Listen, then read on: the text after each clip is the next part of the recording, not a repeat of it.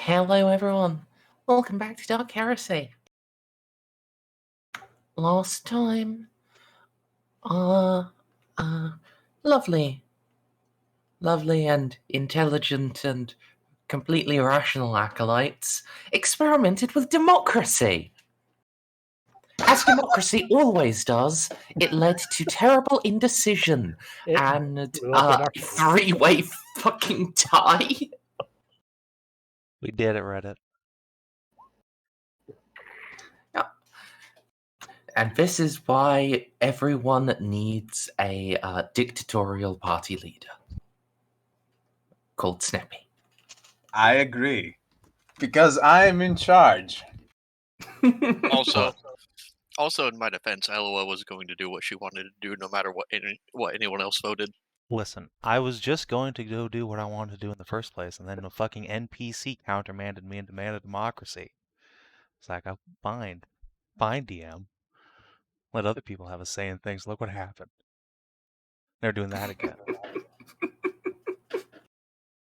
I'm going to the one place that hasn't been corrupted by capitalism. Space! Jeff Bezos has gone to space. Our situation is shockingly grim, comrades.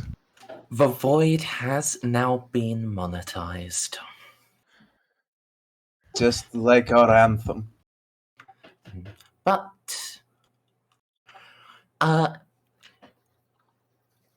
in addition to the vote, there was a lot of talking. A lot of information was gathered, raised, dissipated, and then promptly forgotten about. Because I know you guys, you're going to only remember half of it at best.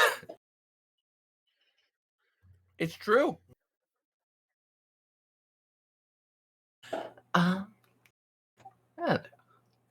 We had left off in the aftermath of the big vote in the Grand Cathedral of Foyville.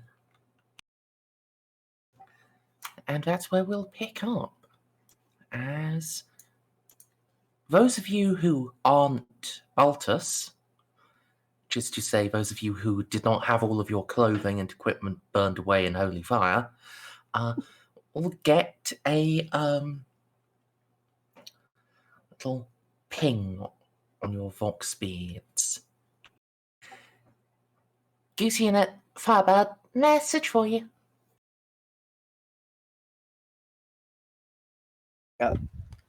You got it there, what? Goosey Unit, Firebird, message for you. Patch through.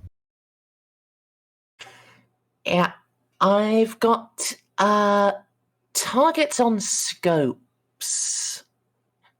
Inbound direct towards you. Targets. Picking up an Aquila with 2 Furies on escort. That sounds ominous. Thanks for the heads up. Any idea where they're from? It's probably the Marines. They...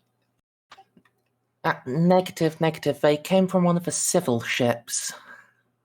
Oh. Oh, that might be Augus's cousin. Less ominous, then. I don't know. Furies are pretty ominous all of the time.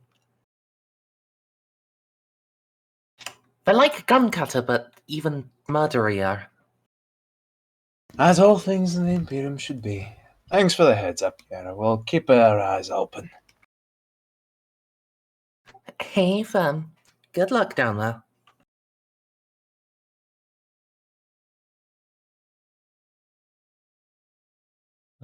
Turn to Boggy and ask, aside from your cousin's ship and the Mechanicus vessel, what other civil ships were there?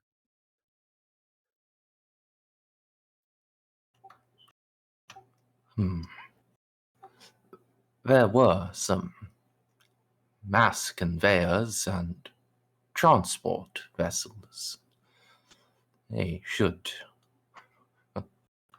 I chartered them to bring this world the resources it would need for compliance. Now,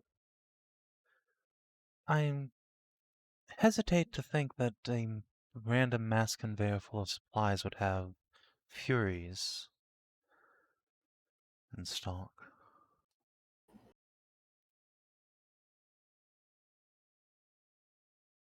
Indeed. I would surmise it is most likely my cousin. Unless there is another Mechanicus dignitary. Well, let's head up to meet whoever it is. I'm sure whichever way it pans out, they're not going to just blast us off the landing pad. Balti, cover yourself up, please.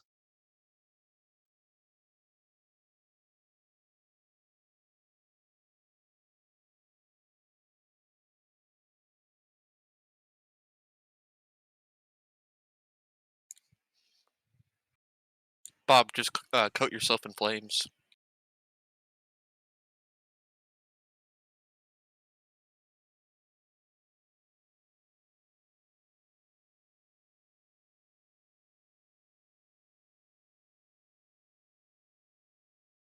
Sorry, just one moment. What just happened? Merz is sneezing. Oh. Or choking, but I think that's a sneeze. Sneezes. Many sneezes. Oh god, that is so adorable. A It sneeze is attack. really cute. How dare you?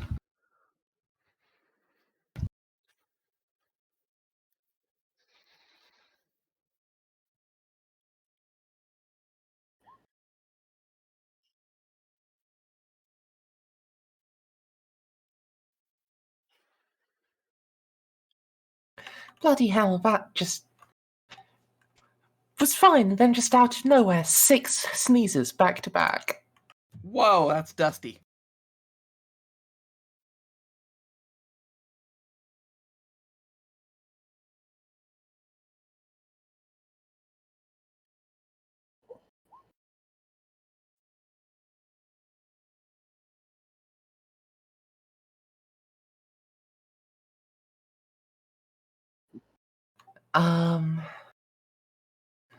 Alright.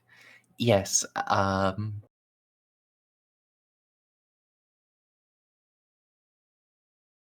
you may hug Eustace. Returned to silent contemplation, but his power fist arm comes down. Gitty. It does actually just hurt, but it's probably as gentle a head pat as he can give you. Yay, concussions. At least he turned the power field off. It's okay. I'd rather Eustace destroy my head than Jacques.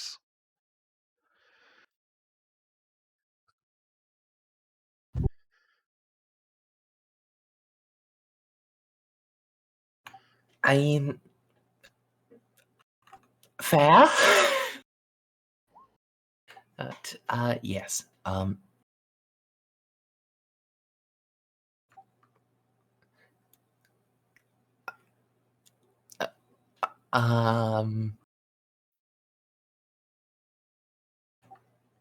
the Balti situation, I'm not really sure what to say. I mean, actually, Sounds like a Balti problem.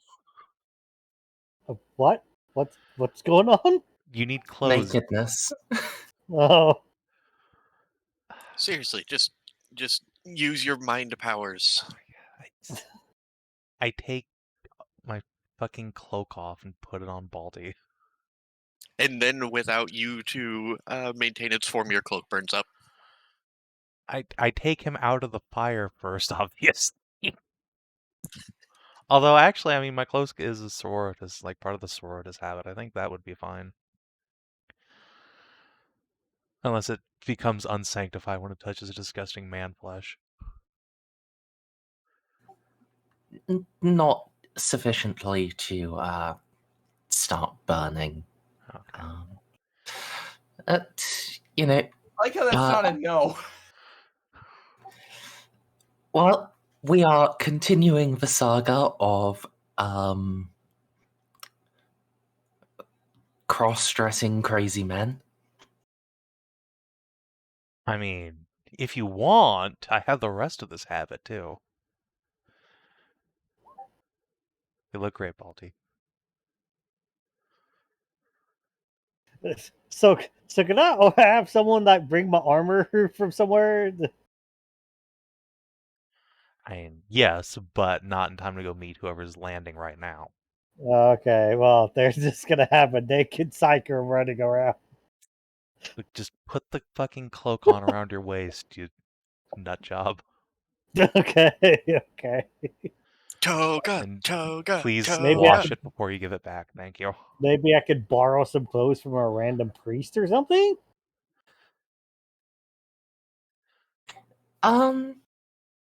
Yes, actually, that's a point. If you don't just want to, like, cloak toga, you could poke around and probably find some priestly vestments. It is a cathedral, after all. They have spares. There you go. Even better. Yeah. Dang it, I tried to look up one of the toga memes from my childrenhood, but it turns out that that's a My Hero Academia character, and all I'm getting is that literally the worst waifu. Get out of here, you nerd. Oh, the blood fetish girl. Yeah. Anyway. So we get Balti dressed and go outside. Alright.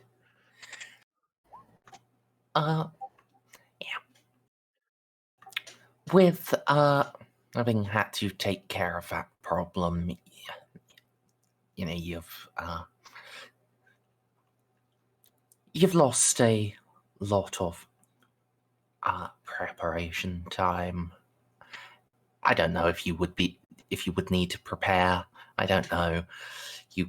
It's up to you if you want to be paranoid and set up kill zones. But you can now see the aircraft on final approach. The eagle-shaped Aquila and E2 enormous and boxy furies escorting it. They are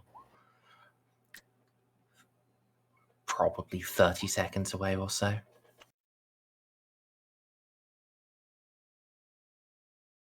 Yeah, I mean, like I said, if I don't suspect whoever this is going to try and sweep us off the LZ, and if they do, then they're going to have to contend with Space Marine AAA. So, by which I mean Eustace being very mad at them. So whatever. Just go outside and wait. All right. Yeah, as predicted, they do not just strafe you to death. Bulls. Kind of, yes. Aquila is the only one to actually come down, just hovers right over the front and deploys its passenger bay. And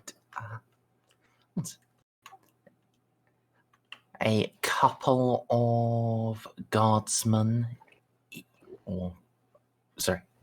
armsmen in House Lupus colours emerge first. And a few moments behind them, where did I put you? Yes.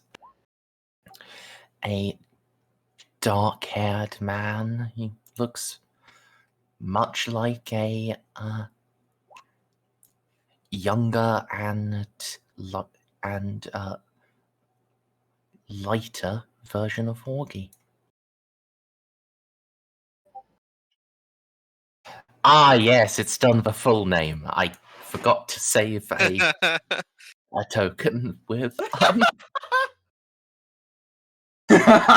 It's beautiful. Yes, he follows the Armson and just leaps past them, past most of you, and just wraps his arms around Augustus in a great hug.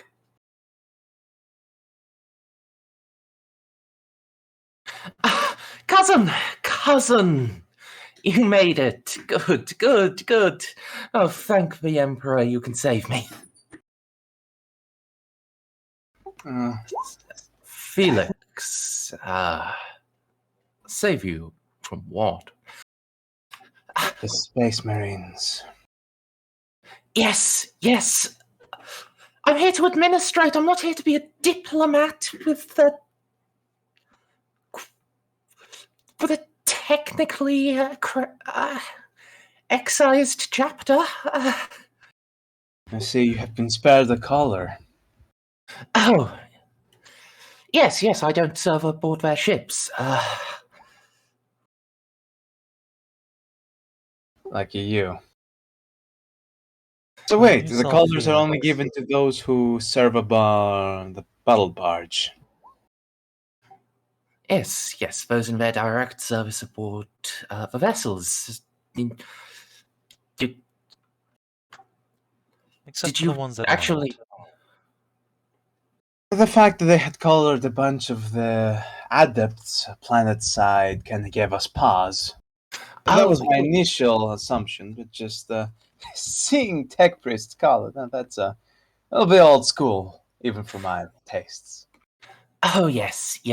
I'll admit it's a tad concerning, but those are the ones who are meant to actually be going up and joining the Falcons when they go out on campaign.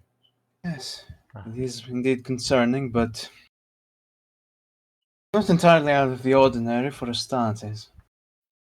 Yes, they have strange habits. But now you're here, okay? You can take over talking to them. I can just administer the death camps. The what now? The death camps. When those get set up? Oh, they haven't been yet. But don't worry, I am working on them. Not literally as we speak, but I have everything set up. I'm just waiting for the Mechanicum and the Falcons to provide me with the gene sequencing tools, and we can start purging the deviants. Huh. Well, excuse me. I see my talks with the Falcons are going to be even longer and more complicated than I thought. Define deviance. Anyone whose genetic profile has drifted too much to be useful. Okay, I see mutants. Yeah, that makes sense. Well, even if there aren't visible mutations, if they don't have compatibility with the Falcon's gene seed, then we can't have them breeding. They just produce more useless eaters. They're going to need to have a stern talking about logistics before they start their own little eugenics program upon this planet. Oh, yes. That's that's why we have the breeding camps as well. Compatibility with a gene seed is irrelevant. Oh my Workers God. workers are needed for the forges. This is a gross waste of resources. Indeed. I knew they were a little bit out of touch, but such a dreadful waste of manpower. And breeding camps. Breeding camps, really now. In all of my years of service, I've never heard of such an idea. People breed on their own. Peasants do it all the time. You need to put them in camps for. Oh, to maximize efficiency, keep all of the incubators in the same place, distribute the seed, actually feed and care for them, and make sure their children grow up. The Don't worry, incubators. once we've gotten enough of enough people who match the genetic profile we need, then we can just release them, go and do their thing. Yes, since oh, you're a Majors, aren't you? Hello! But yes, once, as the Major said, we do need workers and menial manpower, so we need to breed them as quickly and efficiently as possible, minimize the turnaround time for the incubators, just baby out, new baby in, and bam, we are expecting to recoup all the losses from the death camps within 5 years and have upwards of 10 million aspirants for the fitness trials within the decade. You know, all of these ideas are great when you put them on paper, but when you actually just put them to practice, I think... No, there's... We can get to that later.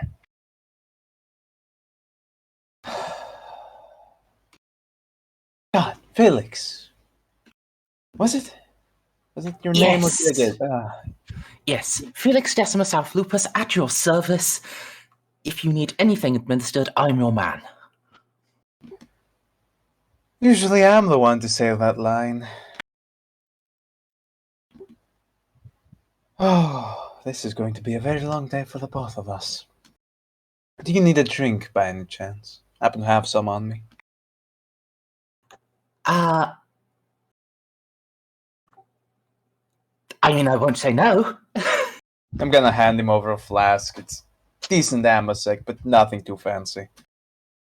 Yeah, Felix, both you and I are gonna have a very, very long week ahead of us. But thankfully, if everything goes right, there'll be no shooting and this will all just blow over.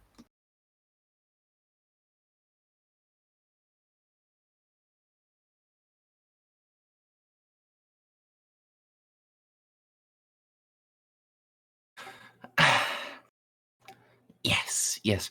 Shooting is dreadful.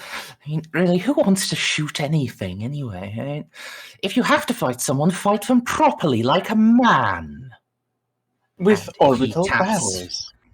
He was going to tap the sword at his side, but at that, his eyes just light up. Oh, yes. Orbital lasers are the best.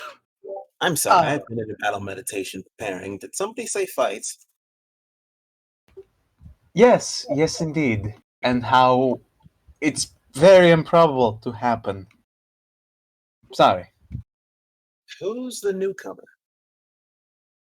Oh, it's This is Augie's Augustus' cousin. Ah, more Augustus family. Ah, hello.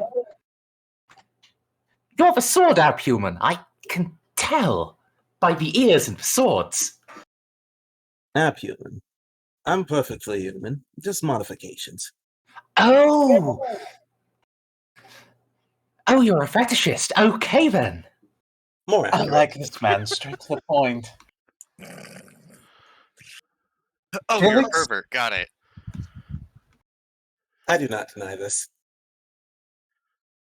Now, what was it we were talking about? Don't worry about it. Much. We're talking about the mass dehumanization of women on this planet, but do go on. Dehumanization... You seem to have missed the huge eugenics program around the women. No. Juno, carry on. Oh, boy. What exactly have I been too busy to focus on to hear? Oh, would you like me to summarize the death camps, the breeding camps, or the mass genetic profiling I'm doing? I have a whole system. I have slides. He just leans in and grins ear to ear. I have a PowerPoint presentation. Oh! I don't know. I will put a hand around this man's shoulder. I don't know what that is. Love to see your PowerPoint presentation. I don't know what that is, but for some reason it terrifies me to the bone. Also, this is Lev. You realize people will just breed and reproduce naturally, yes? Have this talk. The peasants do it all the time. Yes, We yes, just had this talk. they won't do it with the right people, and they won't do it quickly enough. Once we've restabilized the genome, once we've got them all at a right condition where it doesn't matter who they fuck anymore, then yes, we can let them all go and get back to their lives. I can already see the massive humanitarian problems with this right now, but I am too busy focusing on other things to bring up any complaints. Juno, please, Don't worry. for the love of all that is holy, make sure this man does not do anything crazy. Don't worry, I'm on it.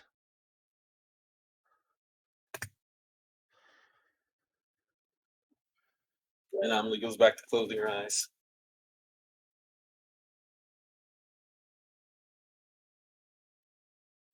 Yes, I'm going to have a long talk with the head chaplain, but that will come later.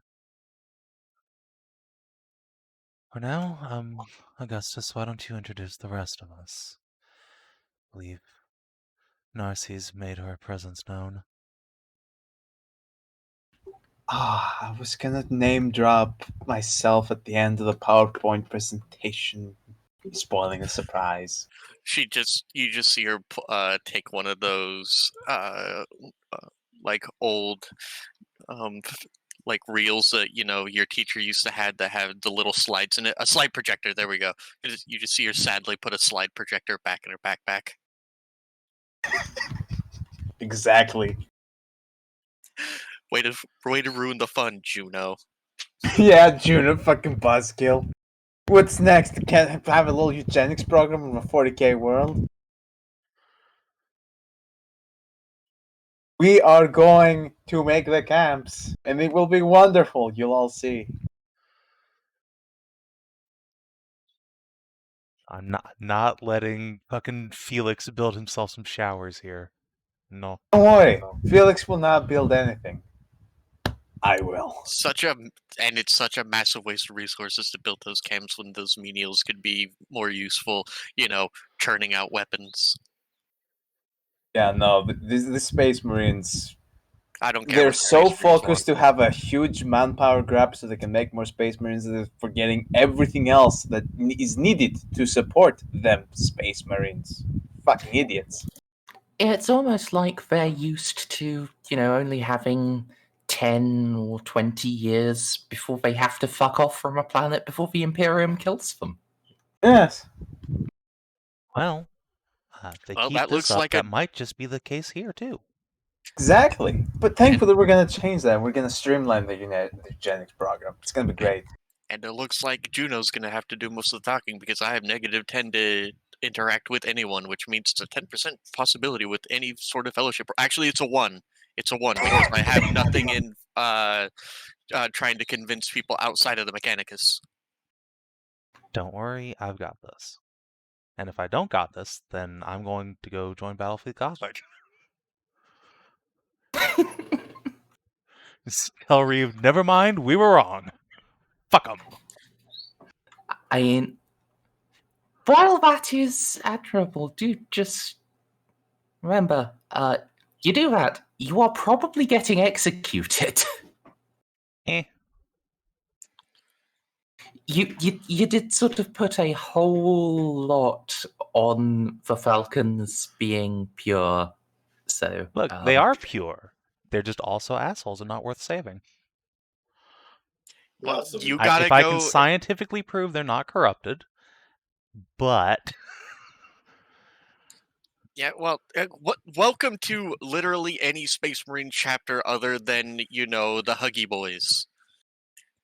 The only ones other than, like, the Celestial Lions and the Raptors and the Salamanders. This is 40k. The camps will probably happen one way or the other. If they don't do them, then someone else in the Imperial chain is going to do them, because it's perfectly normal for our society as humans in the Imperium. This isn't even bad as compared to this is actually like normal as compared to some Space Marine chapters. My God, if we were dealing with the Carcharodons, there would be no world by the time we got back. Yeah, they do the same thing only with a hand scanner and a chainsaw. They're just gonna. Or my God, don't even get me started on the Minotaurs. So yeah, this is par for the course for Space Marines. This is how they are. We just need to make sure they start respecting the chain of command. Yeah, they can have some of their little camps, but hands off the tech priests, and here's how you can actually maximize the effectiveness of your little plan so you don't fuck it up. So, anyways, I'm going back to the ship, and other stuff is happening, I guess. Who's also going back to the ship? Balti, apparently. Baltus is going back to the ship, apparently. Okay. Yeah, I have to ask you for some. Gonna have to ask Eloa for some help. So We can get to that in a minute. For now, yes, Augie will just go through, introduce all of you. Felix is... You may have gathered that Felix is an excitable man. I love this guy so fucking much, Merz. He's like the anti-Augie. Yes, basically. When they were young, Augie would let him think that he was playing video games, but he just played on the controller and left the other controller unplugged.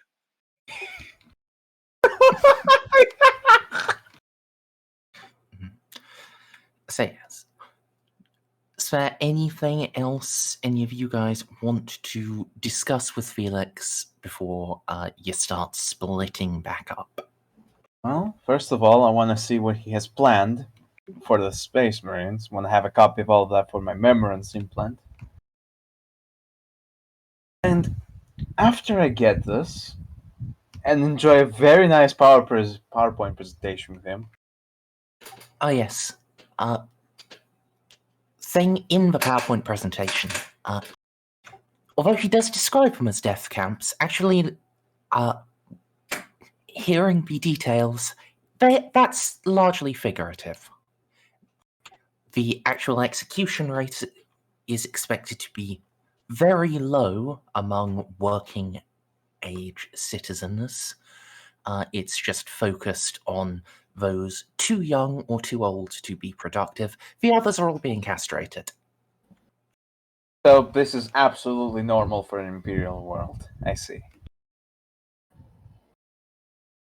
Still, there's a lot. Actually, is there a lot of room for improvement? How is his... can I throw bureaucracy at this to see how good of a job he's done? Because this man might be an even better Bureaucromancer than I am. I got the dice ready. he seems more like a civil engineer. Yes, I think that is fair. Yeah, you can give it a roll. There's definitely some tweaking that could be done. At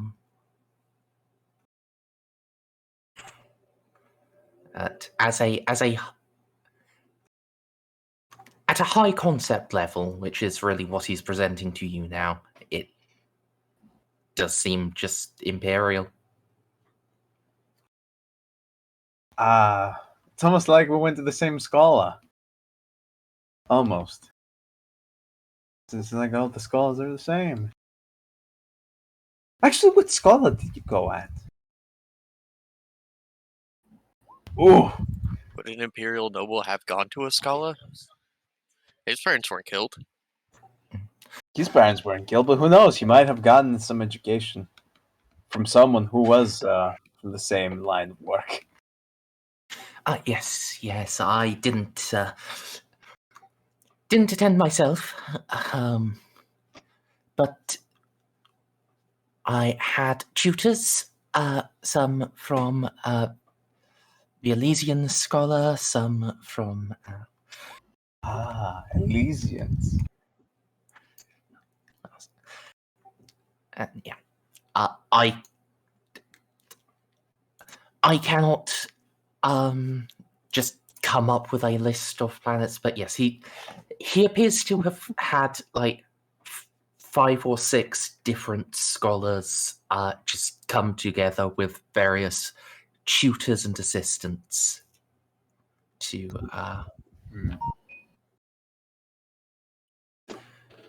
help educate him. All right. I like this man. He's done a good job. I hope to God this doesn't evolve in a shootout with the Space Marines. I might not fear for my life, but this man deserves better. He's done such a good job with this PowerPoint. I'm smitten. I might have even found true love.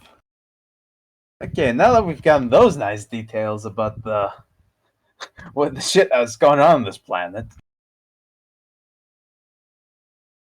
Oh god, I never did speak to Eustace, but that would take entirely too long. I gotta speak with Eustace. Sorry, guys. Things I would quickly bring up with Eustace would be about the destruction of the planet. I know for a fact the chapter master told us what we wanted to hear. I could tell he told us what we wanted to hear by the expression of the Reclusiarch's face. How does he remember things going?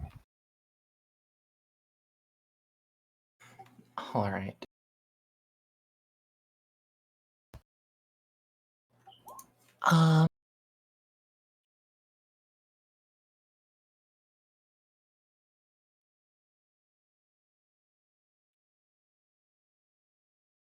Okay, so rather than switch into voice, I'll just summarize it. Yes, Eustace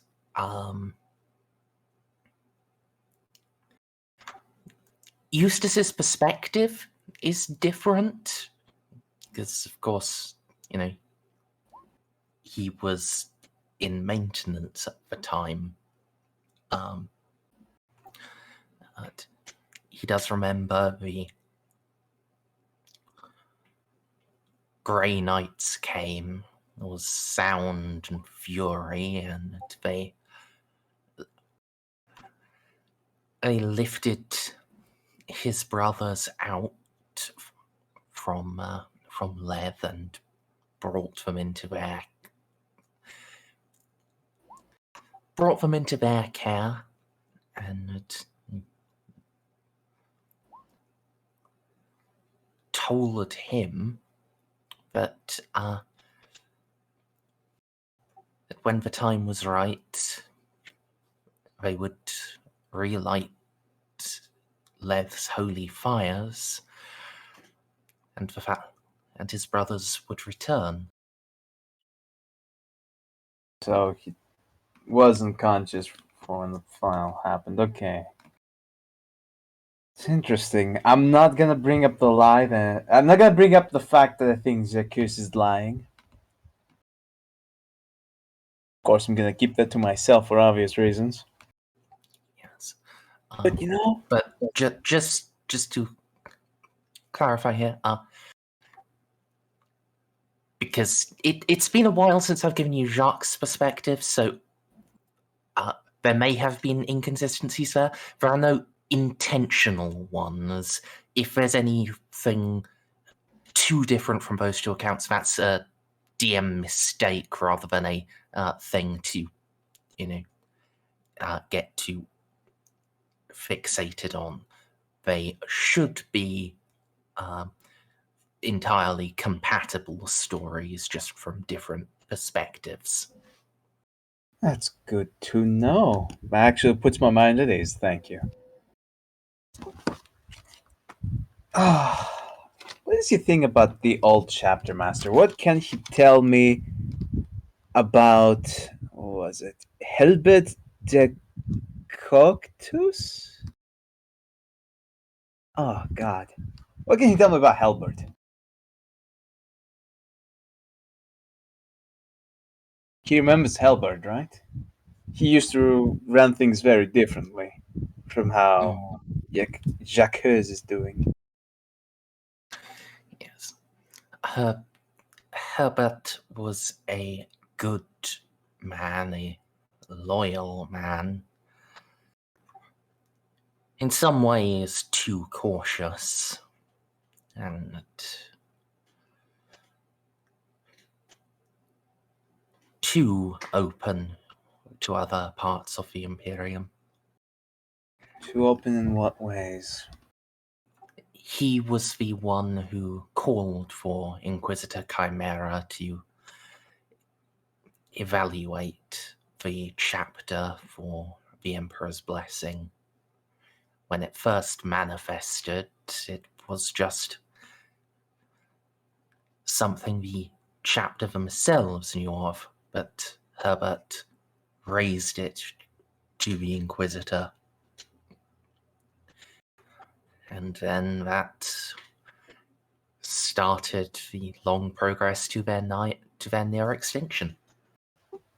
Emperor preserve us. Ah, okay, I see. Poor fucker. He was too nice. I already know about Zarak, the first guy that joined the Death Watch. I don't think I should ask him about Charles. Or Timothy. Actually, Timothy. Was he there for that fight? Was he there when he fought off the demon? Now Probably I have not. to scroll. You do. I assume he was a bloodthirster, but I can't be sure.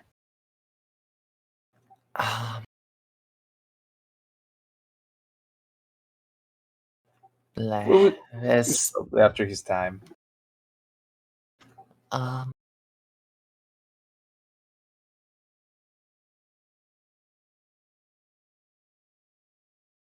yes, was one of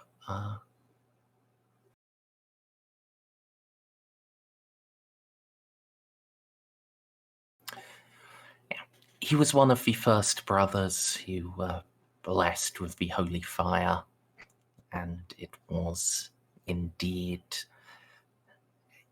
a crimson bloodthirster. That's my boy. A dark demigod of murder. It pierced him deeply, but even as it killed him, that gave him the opening to strike its head off. I fucking adore these lads so much.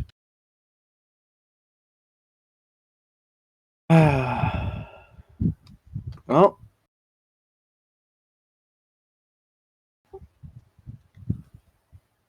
okay then. That would be it.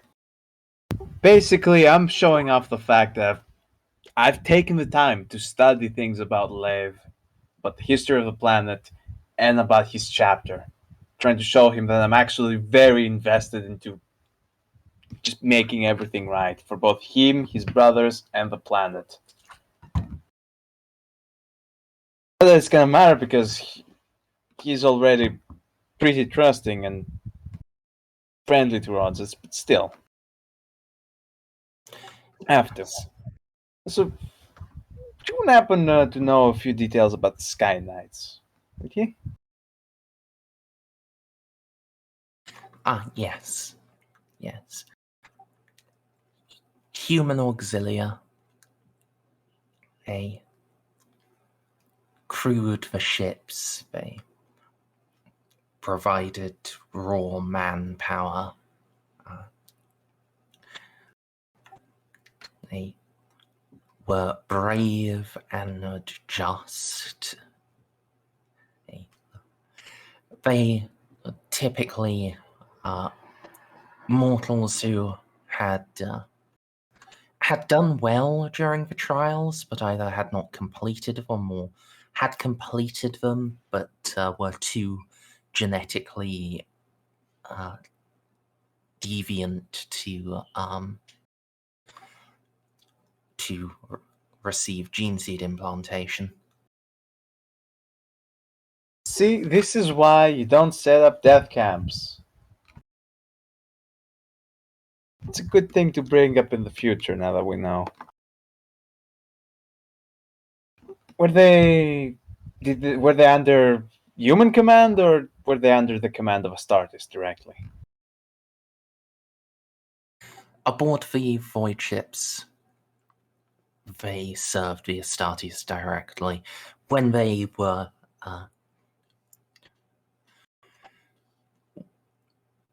deployed on the ground, though, as imperial law dictates, they were assigned under the local human commander.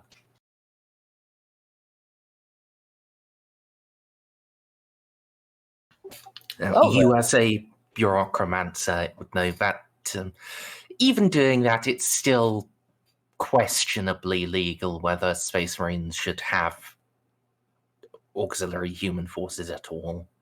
But this does seem like a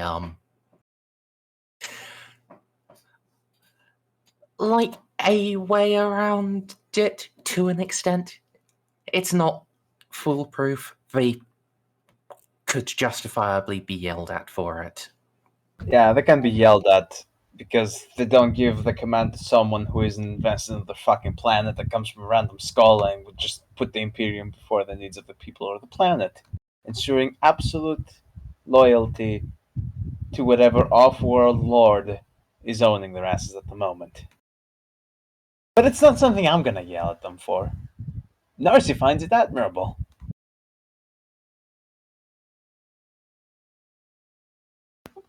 And is baffled as to why they're not trying that line again. Why they're going with the camps.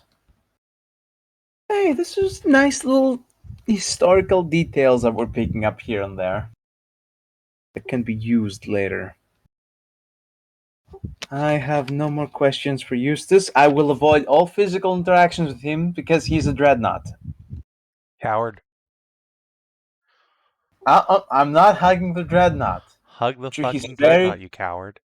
I'm sure he's very happy to see me, but I will decline any hugs and handshakes.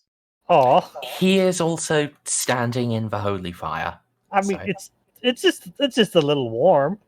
Coward. That's a little fucking warm. I would love to talk with him more, but I am inundated with work. But hey, happy to see him again. Not giving a hug to one of your greatest allies in the cleansing flame of the Holy Empire? That sounds like heresy to me. It's not heresy. Narci's a sociopath. And it's also not heresy because he's in charge and can choose what is declared heresy and what isn't. Honestly, I think hugging a dreadnought might be closer to heresy than not hugging the dreadnought. Anyway, when you're done with your talk, are you going to communicate what you have learned to the rest of the party? Because that all seems quite helpful. Oh yes, I would absolutely love to put everyone down on a table, whether they like it or not, and share the stuff I have been digging through almost fucking 14 hours straight. Just been there for 14 hours digging through books where you guys were doing the fucking wedding. Because I have a job to do. Oh, we haven't done the wedding hasn't yet. even We haven't started done yet. a wedding yet. Oh my fucking god. And basically, Narcia is 2 6-packs of Red Bull in. Only the two? We've barely gotten started. So since you've done all this work ahead of time, that means there's no reason you can't come to the wedding. Juno will pull out the big dress.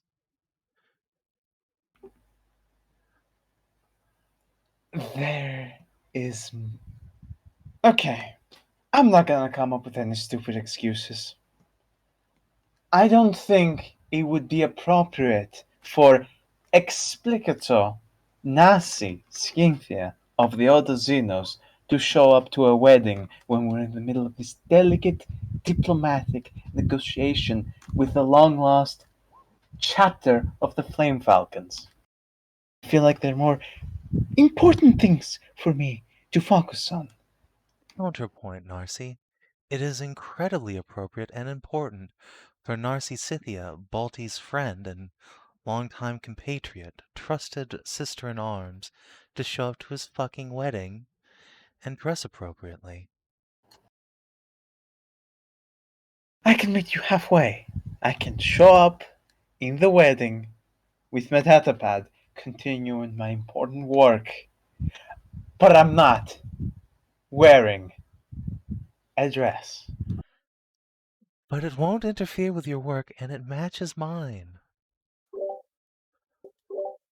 I'm wearing the red robes for a reason.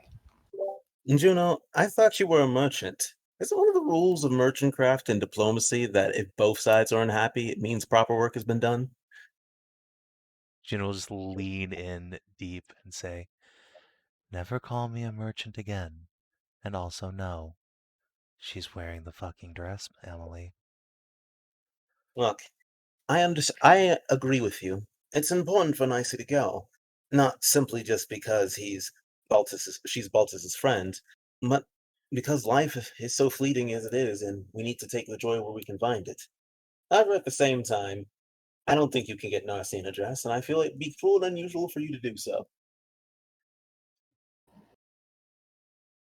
I could, but I'd have to knock her unconscious first. All right. And with how many stems are in her system, I don't think that's physically possible anymore. If you can only see how hard I'm glaring at you right now. Oh no, she's stopped on the stems. Now she's on painkillers. It's actually very easy. Look, the point is, we want Narcy to be here for Narcy. Narcy doesn't wear dresses. Let her come and not in a dress. You know, I'm right here. I can hear you Fine, talking.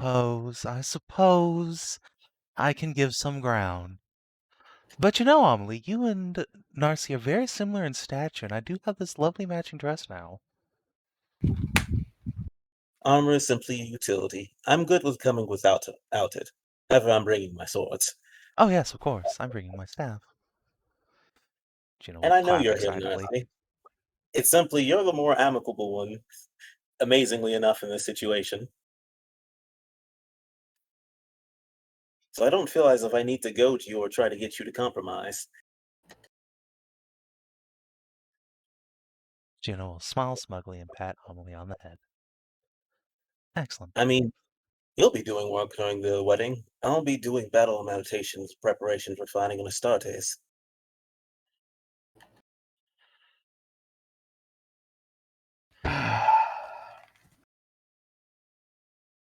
Very well. If you all insist on being sticks in the mud, you can work during the wedding, I suppose. So, how secure is this room exactly? Probably as secure as you've made it, because I don't think anybody else has probably swept the bugs inside you. We'll do a very quick scan, but not too quick. That's I already scanned the area for listening devices. Okay. In the session you weren't in. Okay, if Ella has already done the scan, then I assume we only have authorized Inquisitorial personnel here. I'm not saying all this while Felix and Augie are around. I don't know where Felix is, but Augie's just been following Juno around so far, but stick him in the closet for a bit. Yeah, no, I want to show you more of my notes, but the rest of my notes are only for qualified ears. I mean, to be fair, Inquisitor Reeve did just blurt out the whole night. You know what? This is absolutely right. Augustus is just as fucked as we are at this point, so might as well pull up a chair, sit next to us. You're gonna want to see this. Will I? Probably Really? not, to be honest, but the curiosity will probably eat you alive if you don't. That is a very good point.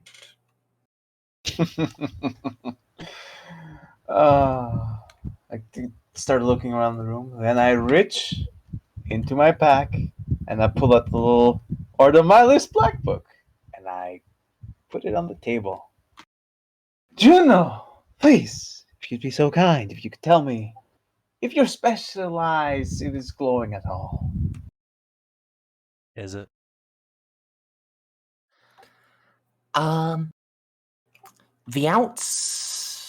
The cover isn't, but yes, there are just glittering gleams from the pages. I'll reach down and run my fingers across the cover. The contents are deeply psionic, yes. Oh, splendid. Narcia, what are we looking at? This is an inquisitorial Order Malleus black book that has a bunch of prophecies within. Is I black found book it. a term I should know? Oh, don't worry about it much. An Inquisitor probably had this in his hands, or maybe an interrogator at some point. What I want to desperately find out is how it found its way into the Sword Sage's library. And who wrote down the prophecies, but unfortunately, whoever didn't write out the name. Just have you don't tried tell dating me the pages? A inquisitorial book in a Mechanicus sanctum. Oh yes, there are so many things wrong with this whole setup. I was initially freaking out, but then the painkillers kicked in, and now I'm actually quite okay with the whole situation. Did you scan the book first? No, I jabbed myself with a bunch of painkillers and I immediately opened it. Going to pull out my best quality aspects. Please do. Whoop, whoop, whoop, whoop. What are you scanning for? I'm scanning for traces of warp energy. Specifically, if the strength level of the warp energy. Like, am I looking at an artifact level warp nonsense, or, you know, because I've seen stuff like that, like the book that was writing itself. True. Yes, there is etheric energy here, but it's low level. It looks more like a leftover, a trace from when it was first written. But still, the fact it's lingering for so long and is a trace of this level was quite a significant thing when it was first done. So, like radiation with a very, very, very, very long half-life. Though, yes, though warp half-lives, they don't tend to be particularly long. You know for a fact that this book is at least 5,000 years old, and it is still actually pinging actively. Just don't tell me any of the prophecies that are in that book. All that ever happens is that you spend all your time trying to avoid a fate that just happens anyways. Amelie? Oh, but that's half the fun! Shush. Amelie? Before we arrived on this planet, I was given a very specific prophecy by Reeves' diviner, which then immediately came true upon arriving on this planet and saved me from immediate and instantaneous death. Please do not discount prophecies.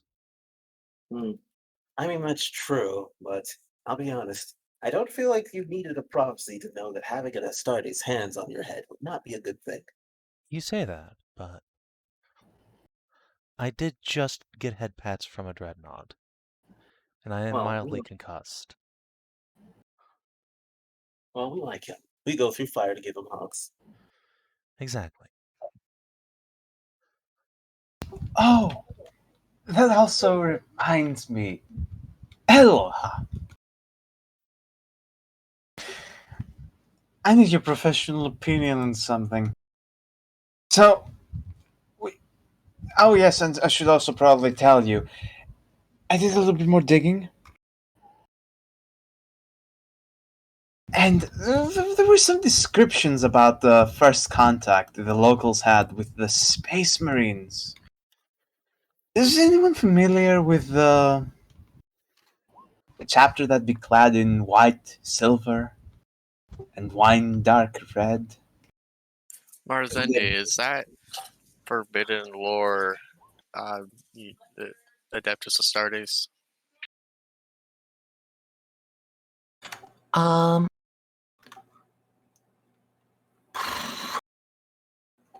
The Or is that like heraldry? Whatever. I'm just thinking. Yes, it's there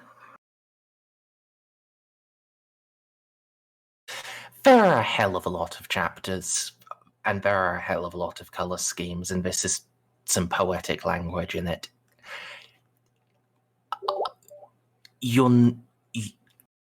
It doesn't really matter what skill it is. You wouldn't be able to narrow this down to one for certain. Would I have any details if this is potentially a story passed down by either people and or the royal family? Actually, speaking of stories, anyone who has the Medicae skill, or medicine skill, sorry. Hello. Yes. It is Medicae, though. Oh, is it? Yes, it is Medicae. Oh, okay. I wasn't sure which one it was. So, you're familiar with crossed serpents, the symbol of the Caduceus, the symbol of imperial medicine. Ah, yes, the symbol that Juno's wearing. Yes. Yes. Everyone looks at Juno and asks her where she was on the night 5,000 years ago. And the color that Space Marine medics wear. They're apothecaries. It's all white.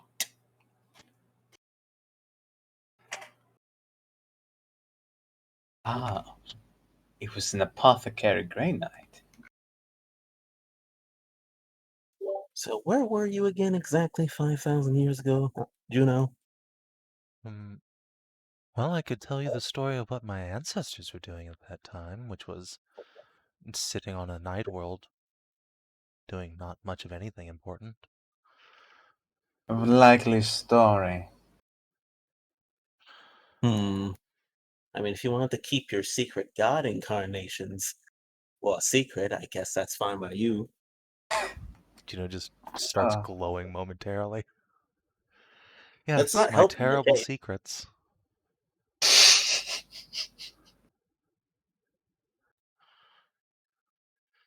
But no, it's the Caduceus symbol.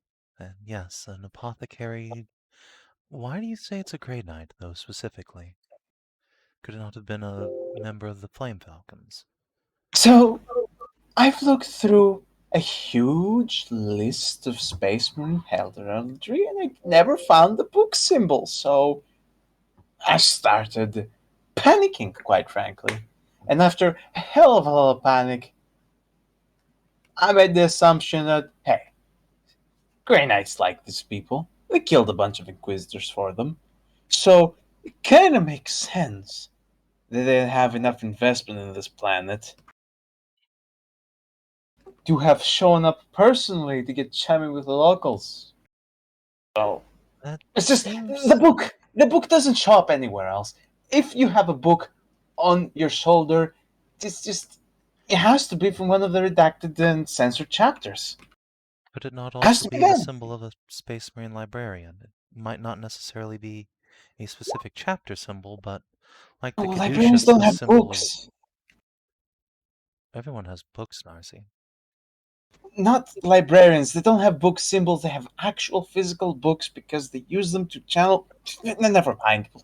Right, but that could be used to represent a librarian in heraldry. And then why would he have the caduceus symbol on him? It might not be a single individual. They could be Yeah, listing that is out different correct. roles. I'm just being So- paranoid. So what would be the bloodied eye? Hold on. Boop. Hello. What are you rolling for? So I would like to know what the other two symbols here, the book and the blooded eye, might mean heraldrically.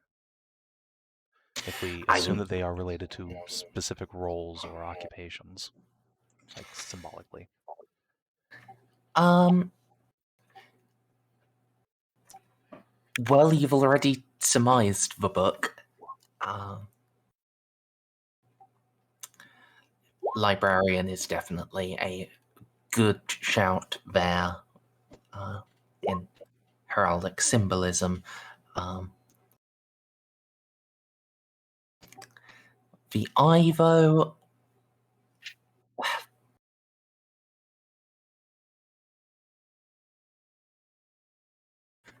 I mean, it's a bit of a long shot, but someone. But well, you know, trainee space marines. The role they send them out in is scouts, and one of the roles of a scout is, watching things. That might be surmised by an eye, and a bloodied eye. That's one that could be one that's done it for a while. Say a scout sergeant or something. Someone who is actually responsible for training and leading regular scouts.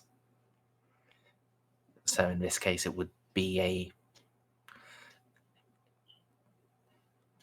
it could be an apothecary, a librarian, and the space marine that directly leads the new recruits.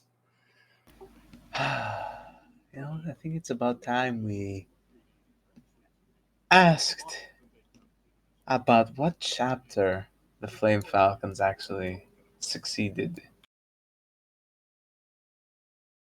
Well, it's gonna help it. It's probably only gonna make us more nervous, but I am curious. Well, Eustace is right there. We're in the same building. I'll ask him in a bit. Anyways, you guys wanted to see the ominous prophecies? Yes, actually. I'm going to close my eyes and block this out now.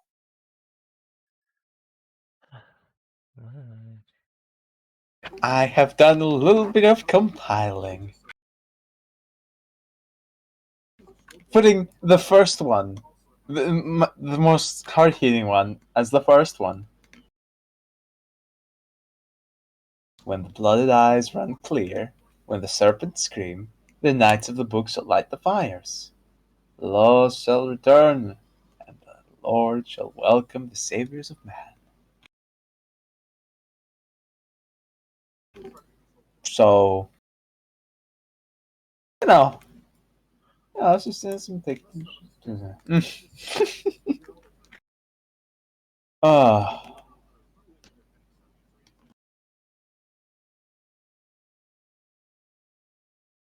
Part of me wishes I never found that book. there is a lot of eyes in these. Yes. So, Mr. Augustus, you know what Space Marine chapter used to have eyes upon it back then?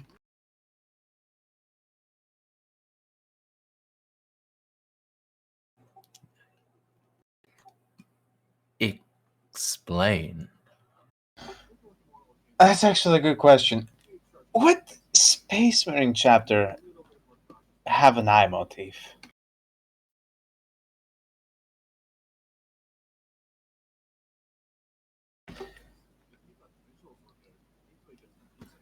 Okay, I'm just gonna go out and say this. I have done some very cursory research on Space Marines, mostly regarding the first founding. And one of the most striking images of Space Marines I had ever seen in my life was, of course, the classical illustration of that abominable traitor, Horus, standing over a beloved emperor. And guess what Horus is usually depicted as having on his armor? Eyes. Lots of eyes. And in fact, after they turned traitor, that eye symbol would be referred to as the blood eye in certain old texts. This is why I got slightly nervous. But it's probably just me being paranoid. This is probably nothing. There's no way. There is absolutely no way any of these people are even remotely related to the Black Legion. I'm just operating a very little sleep right now. Hey, Balti. So How about you use your wizard eyes to look at this book like this? I already did, and He's a better wizard than you are. you say that. Harsh. Yes, I mean, I'm not sure what you would expect to get from wizard eyeing it. I'm expecting the world The book to is start made out of book. bleeding. Yeah, like I rolled 4 DOS. I got no response, so I assume everything's fine. You just got, yeah. You basically just got the same thing Eloa got, but from a different way. It's That's just there was a big psychic thing that happened to this a long time ago. Okie dokie. Can I perhaps get a hint of how like old this aura might be? 5,000? I mean, it could be 50,000? 5,000. It could be 10,000. That's the question. Like, how old What is if the it book? was 20,000? Doubtful, but possible. Past a certain point, you can't tell. It is millennia old. Okay. I mean, actually, I suppose is radiocarbon dating a thing we can do with a BQ Osprey? Merz said earlier 20,000, but I was like, that's probably a joke. Because I mean, you can just date things with science. He had said 20,000. I remember that very distinctly. Which means it is entirely possible. That is those eyes. I just wish they aren't. I mean, wouldn't Can't tell the fucking Alpha Legion. 20,000 would put it before like Horus was around, though. Yes, which is weird. Yeah, so I don't think that's accurate, and also I'd be genuinely shocked if a book survived that long. Unless it is Zine's fucking with us, you know, as he does.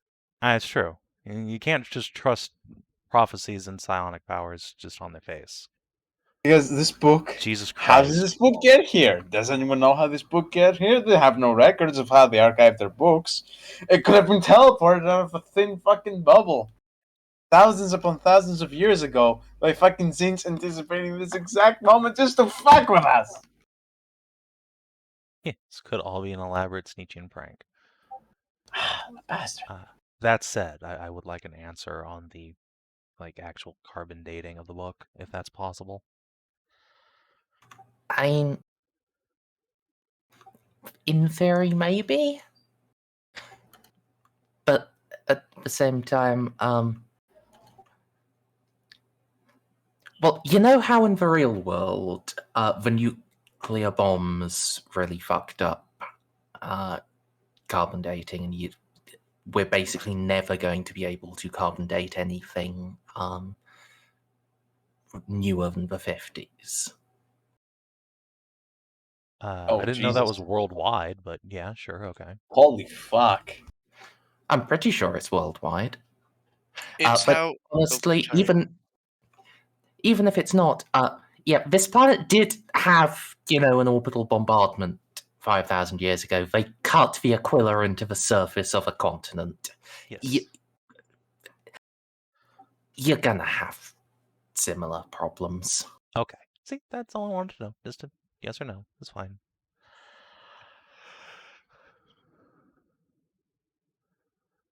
Okay. Well. Unfortunately, that's too many prophecies with too little context to really have any chance of putting that into perspective. Yes, indeed it is. So, As you can see, I've been keeping myself rather busy. I can see that, yes. Well, unless anyone has anything else they'd like to discuss or bring up, I'm going to go talk to Lancer Reynolds about going up to the flotilla and talking to Hughes about this collaring of the Magos business. See if we can get that resolved and maybe tone it down on the death camps a little. Yes, a little. Especially with all the collaring thing. The Mechanicus will never aid them if they see the way they disrespect the Treaty of Mars. As loath as I am to say it, that is the priority here, or that single maneuver has likely fucked us, potentially irrevocably, unless he undoes it. And don't worry, Balti, I'll see what I can do for Moira as well. I will also pay another visit to Eustace, so I can actually finally get to the bottom of their founding chapter. I never thought to ask before. It keeps slipping my mind for some reason. Does it really matter? I know it doesn't matter. It's like the thought is on the edge of my mind, Juno. It's just something snags it before I'm actually able to inquire about it. Well, I imagine it will take some time before I'm allowed to go up to the fleet, so if you can find an answer before I leave, then that's one more quiver, or rather arrow in my quiver, but hopefully I don't need to bring up ancient history to reason with Hughes and Jacques. If we're put to that extremis, I'm not sure what hope we have. Remember? Judgment is but the first step.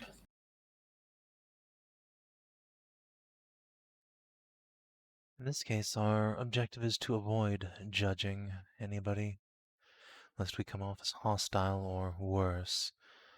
Oh no, I'm pretty sure we are meant to judge them. We're meant to judge them and we're meant to give them some goddamn constructive criticism on how to unfuck themselves.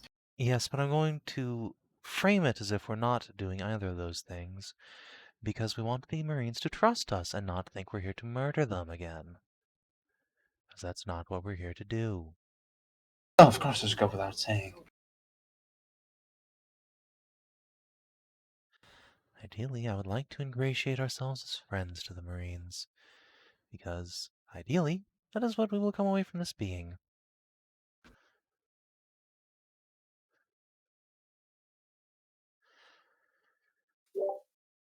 Now, well, if it's friends we want to make, then I should definitely duel them.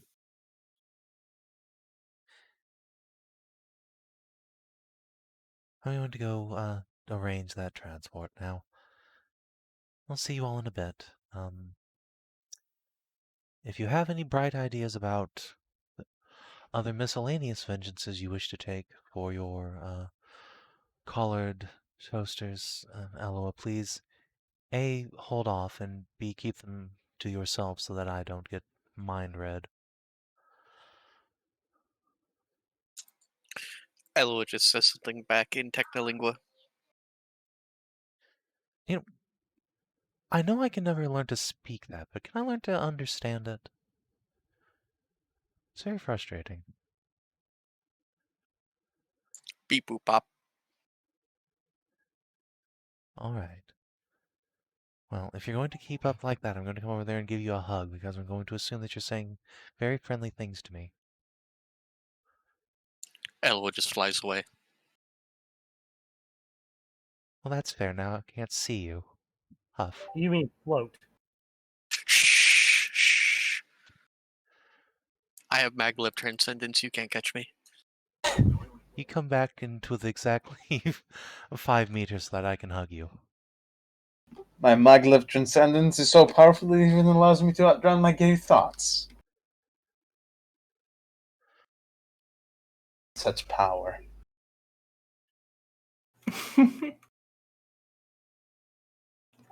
Yes, Eloa? Are you agreeing with Baltus's?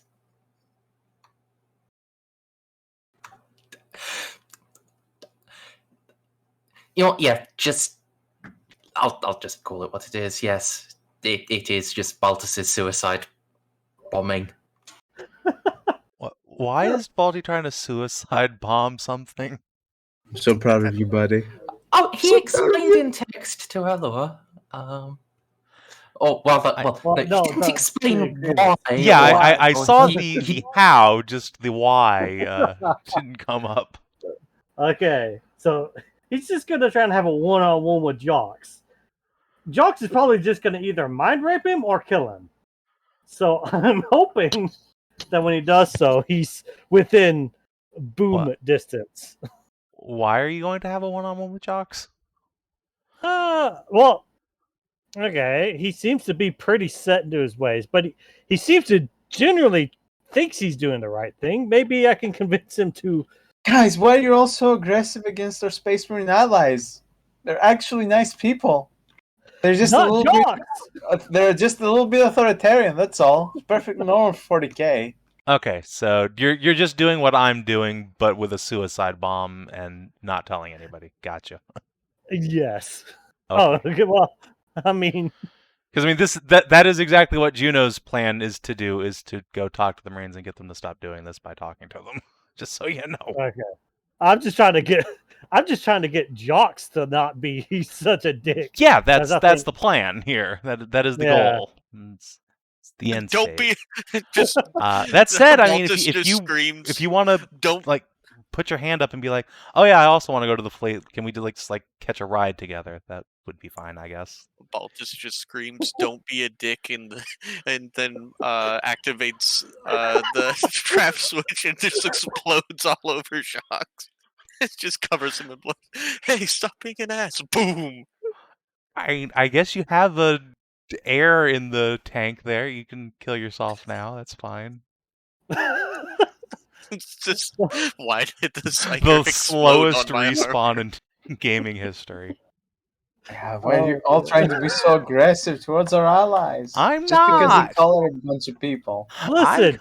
It's only if he tries to kill me while we're alone, and I happen to be next to a ship filled with plasma bombs and promethium. Frankly, my idea is the best to make friends. I don't know what you're all doing here. Okay. Anyway, right. Unless anyone has anything else to say to Juno, she's going to get ready to leave. Look at Augie I'm saying, last time I crossed swords with somebody, I met Graves, and that worked out great.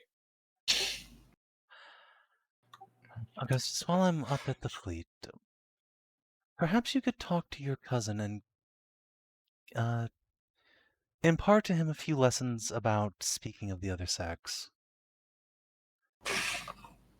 Oh, you mean the incubator? I'm not there for that. You are. We're all sitting in the same room. Juno's turning to leave the room, and yeah, when you you mean the incubators? You hear Juno's power armor gloves crunch. Not very intimidated. This is blind. Yes, he is. He has a particular way with words.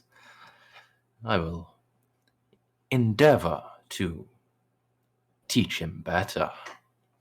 I mean, that's how you actually refer to people instead of breeding camps, though. Like that's the term they teach you at Narcia, school. shut the fuck up.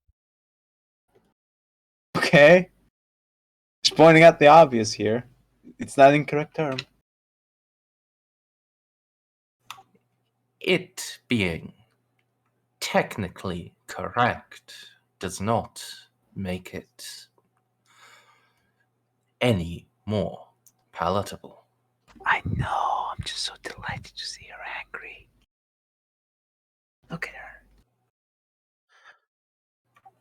The angry pout is a good look, but this is a serious matter. Oh, if I wasn't laughing, I'd be crying. Yes, if in a year or two from now he starts referring to me as a breeder, he's going to end up with a broken jaw. Adios. Just going to huff and slowly blind walk away. Does Juno realize he's a member of the Holy Inquisition and above the menials? It's not. Which is what makes her such a nice person. All right.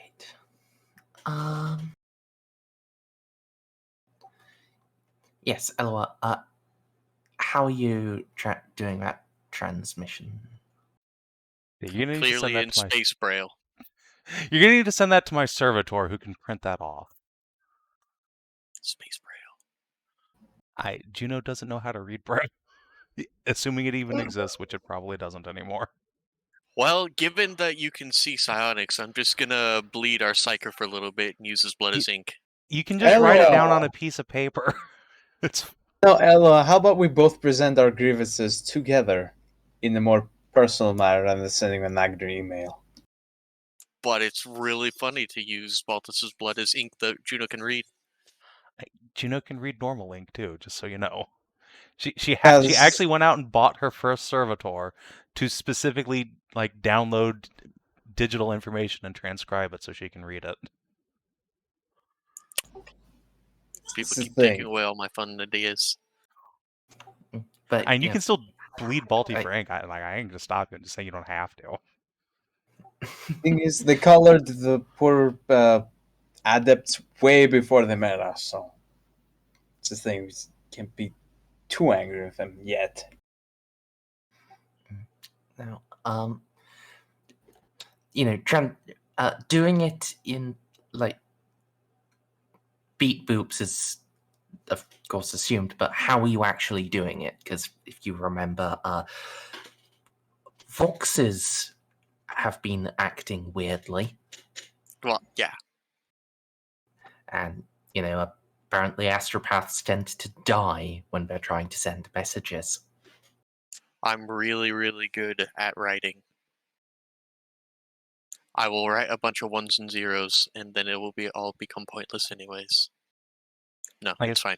Who is this message for? Is it for Juno? Because if so, you just write it down. Well, yeah. Okay. I'm just going to hand it over to Juno because I'm not going to talk to the Space Marines. Okay. I have a 1% chance of helping. And a high likelihood of hindering, no offense. Yes. So I'm going to go hinder in my own direction by going back into space. Space! Alright. Is anybody else going to hitch a ride with Juno up to the fleet? Or is she just going by herself? Well, absolutely I am. Everyone who can actually help, go with Juno. Please. Juno, technically I'm your superior. It would be very irresponsible for me to let you deliver your grievances without some supervision. Yeah, I'd also grievances. I'd also, just...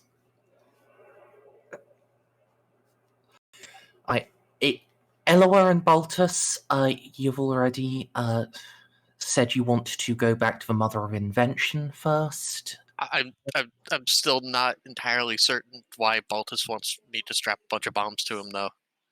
Oh, he doesn't want you to strap bombs to him. He wants you wants you to give him a dead man switch and then fill the gun cutter with bombs. Don't we need the gun cutter? Yes. He's planning to take down the ship and everyone. Okay, on it doesn't specifically have to be the gun cutter, just something that can hold the equivalent amount of boom. I'm also okay. Well, that might have to wait until after I'm done doing what I'm doing, because if they scan, their auspex could very clearly scan a ship full of bombs coming towards them. My God, I'm going to the planet afterwards. Yes. I'm sure they're scanning every single vessel. Okay, good point. Just everyone, please move yourselves. The groups are clearly and largely labeled. Just gather up. Also, I need my armor. I'm a bit naked at the moment. Yeah. When Before Narcia that- starts coming over, I'm just gonna put up a finger and say, Narcia, as much as I appreciate your righteous anger at times, you did almost get us murdered by a Terminator. If you accompany me, I will ask you very nicely but bindingly to please be quiet. Not silent necessarily, but quiet. Juno, we are Inquisitors. I don't think you realize. Yes, they're scary and they can kill us all in single combat, but if they kill us, they're ultimately only dooming themselves. Yes, but then Don't we're forget also you- dead, and I don't want to die. You are a sister of battle. I thought you had a lot less of a survival instinct. This is Narcia, shocking. I've already died once. Dying to a space marine instead of the enemies of the Imperium is a waste of my body. If the Space Marines kill you, then they instantly become enemies of the Imperium, which means your body isn't wasted. Isn't that Frankly- delightful? Frankly, I wonder if you even can die. If they're the Emperor's chosen and you too are the Emperor's chosen, wouldn't the blessings cancel each other out and protect you? I don't If know, that and I is really indeed don't the want to case, find then out. Look, I will if say there was a moment when Jacques had his hands around my head where I considered very seriously just letting him kill me and seeing, I wonder if the Emperor will just bring me back to teach them a lesson. But then I realized, in the moment it took me to revive, you would all probably also have died, and then I would be alone and very sad. Frankly, I am disgusted that you have such lack of my combat skills. Lack of faith in my combat skills. Amelie, I would at least hold out for a few minutes. no. Not against a there was a Terminator there. Amelie, All of you you've have touched seen... out. Amelie, once again, would you qualify yourself as a swordsman on Graves' caliber at this moment? To be honest, even though I don't like saying it because I still hold respect for the man, I've already surpassed Graves' caliber. Alright. Can you take a punch as well as Graves? I suppose I should say. Now that is not much of a debate.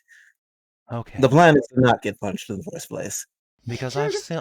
The last time Graves fought a single Space Marine, he died almost immediately. Yes, I know. I was there. Thank I you for know. reminding me. So, when faced with several Marines, including at least one who's more powerful than Frank, I would hope you could learn a little bit of restraint. Restraint from me. That's the one thing I haven't practiced. Oh, this is delightful. Everything about this is so delightful. Well, speaking of The captain of the first company was just sitting right there.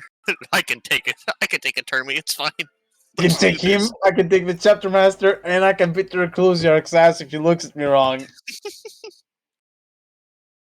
and I'm not changing that tune.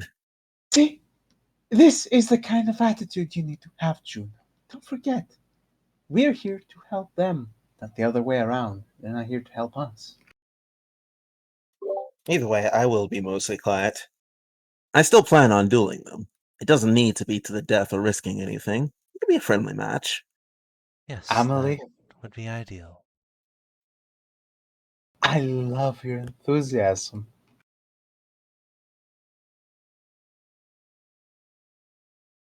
Well, yes, no, Juno. I intend to act a little bit more mature this time around. I don't intend to pick a fight with the captain of the first company, nor with Zacchus, nor with the Reclusiac. I appreciate that.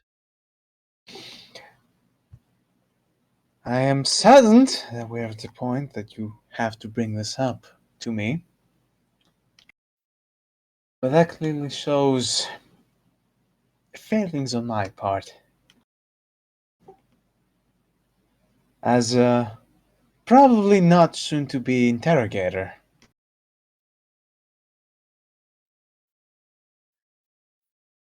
Yes, Let's look at the positive side. If I somehow die and you don't get killed, and this all blows over somehow, you'll be in for a promotion. yes, if we get into a fight, my plan is to just put my weapons down and hide in a corner, just so we're all clear. Oh, don't hide in the corner. That's where most of the grenades just bounce off. Try to hide close to the middle of the room. It's safer there. She has a point. Nice to have power armor. I'm not afraid of grenades. Exactly. Wait. Oh yeah, you do have power armor. Bum, bum. I keep forgetting to make it so small. That's because I wear my habit over it. Moving on, though. Before the ship comes, would Eustace know his what chapter they succeed? Or is it saying moving on? You can just ask that very quickly. He does not know for certain, but it was. But when they were formed, it was Sons of Guilliman and Sons of Dawn that provided their training cadre. That's good to know.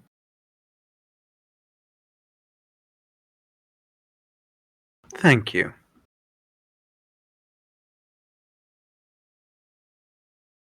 So they're either Imperial Fists or the best Marines. The only Marines that sell. The Their Ultra. armor does look like fists, to be fair. Has this sort of piss yellow color scheme.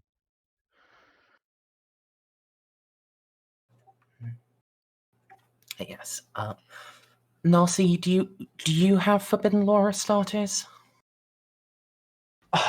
No, unfortunately. I would love to buy into it, but I don't think I qualify for it.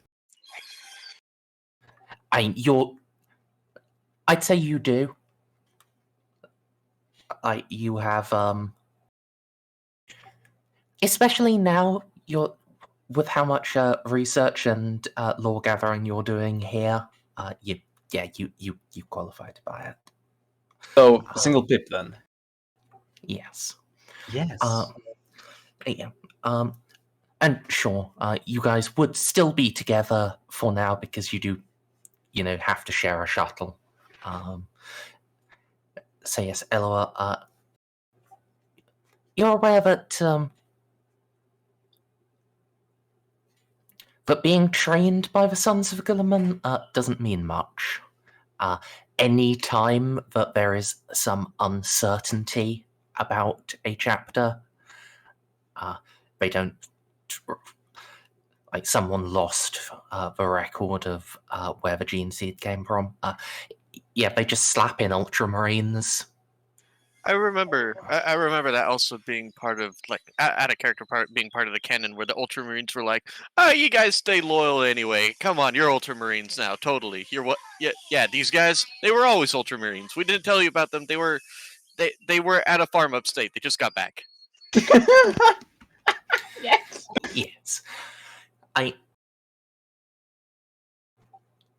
It's basically, you know that in character. You don't know that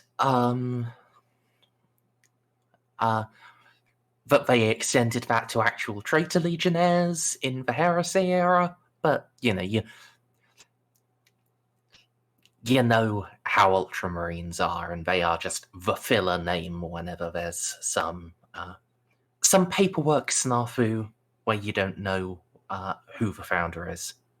It's probably Ultramarines. There are so many of them. And just Ultramarine. It's the default value in the archive. Essentially. Oh my god, yes. You know what? I really should upgrade my armor as well. Should just go ahead and get dragon scale armor. Anyways. Yes. So I'm helping out. Mm-hmm. Up to you what you want to do with that information, but you have it. Yes. You can clear it through Reynolds, and yes.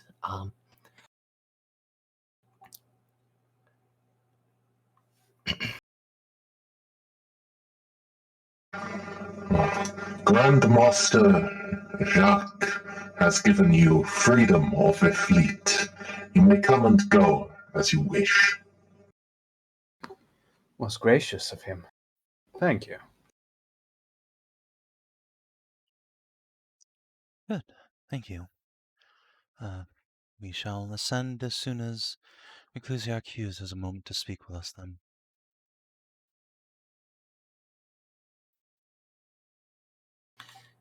Reynolds gives a nod and then goes back to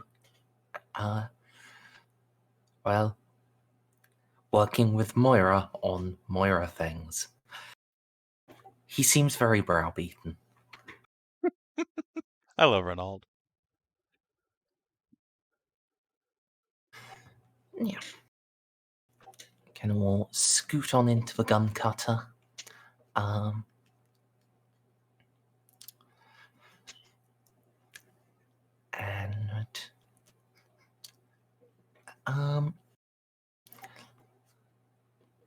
Given what Baltus wants to do, I think the order of operations would be dropping those of you who want to speak to Marines off on the Eternal Flame, and then heading to the Mother of Invention.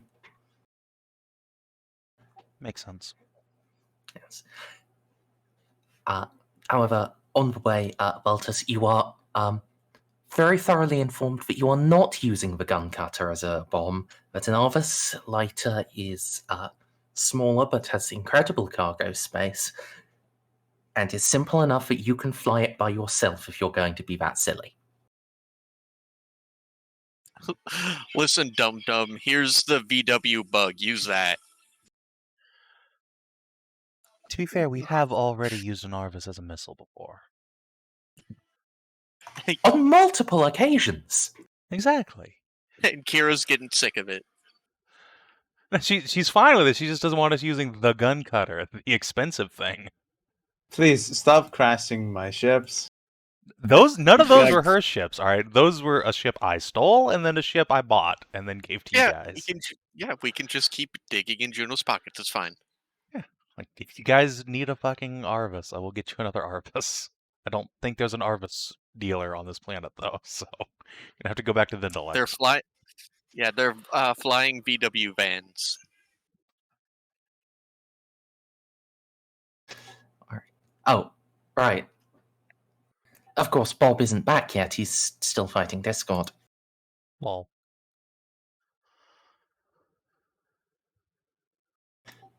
I'll tell him that when he reappears.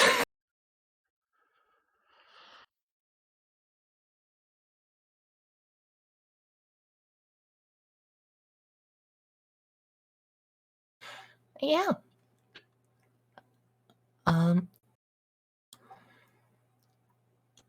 So, on the Mother of Invention, Eloa, what do you want to do there? Well, first I have to inspect my troops and get them ready for combat. They are always ready for combat. They are Skitarii. Yes, but I need to double inspect them, and then I need to inspect my tank. And Now then, it's time to do a heckin' thunk to myself. I need to think about. Okay, let me look up my complement of Scutarii. I'm fairly certain I have 60 of them with lance-capable weapons.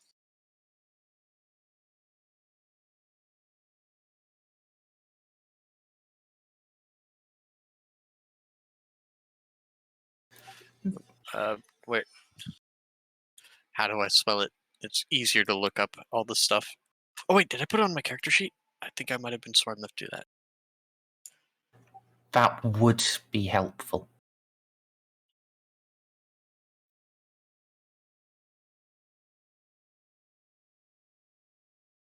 No, I was smart enough to think about it, not smart enough to do it. All right. Let me just. Okay, here we go. Yeah, I have pinned. I've now found and pinned the number in our DMs. So, And I'm 60. gonna put it All right, good. 60 rad carbines, 30 rad Jezzails, 30 Volkite weapons, 30 Transuranic arquebuy, 30 plasma calivers, and the rest have galvanic carbines. Okay, now, given that the Adeptus Mechanicus is the ones that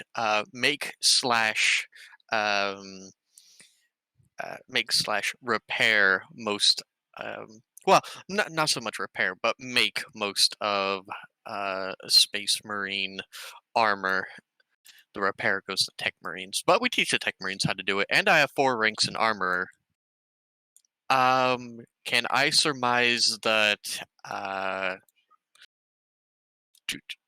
my radium carbines will not be as effective in the beginning with the radium carbines, the radium Jeztails, and that I will need the Volkites and I forget what the Transuranic arquebuses do.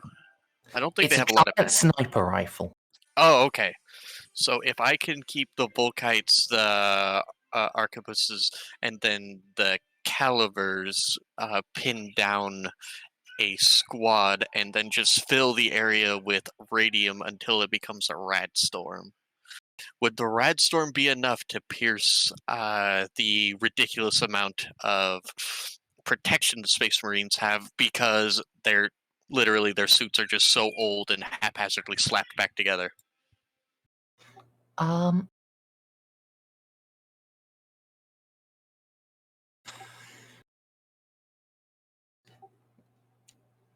Eventually, yes. However, Marines are still incredibly tough, and even once it can leak through the armor's atmospheric sealants, it's going to be a while before it has any telling effect on them. I have nukes. So if I could stoke the fire with the nukes after I detonate them. Okay. Don't worry, I'm not. This is my fault. Some of my fallback plans. Anyways, other than that, I need to make sure my tank is ready because failing that, running over Space Marines with a tank sounds like fun. Choo choo goes the murder train. Everyone is thinking about killing this guy. It has a shock ram on it. It's beautiful. No, this is if my character cannot help with getting them to our side. My character can only help with if things go boots up. And finally, it is time to use. Well, I'm going to start with passive scans and mask my presence as best as I can to see what kind of communications.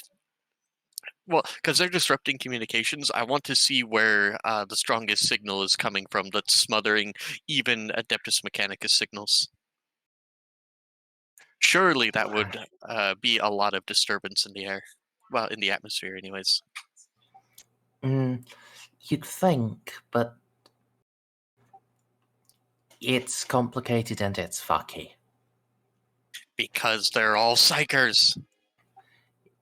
Yes. Yes.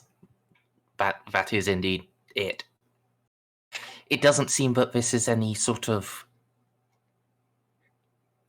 like active jamming field, just a jamming effect that's going on because of the just the sheer amount of psychic disturbance is just creating white noise and flooding the frequencies.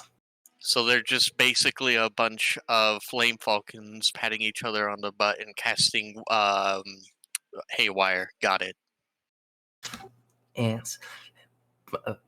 It's not. Yes. It is all. It is worth just restating. It's not them actually casting anything. This is just a passive thing that seems to be deriving from them. God, I hate them so much. Even the Geller field isn't.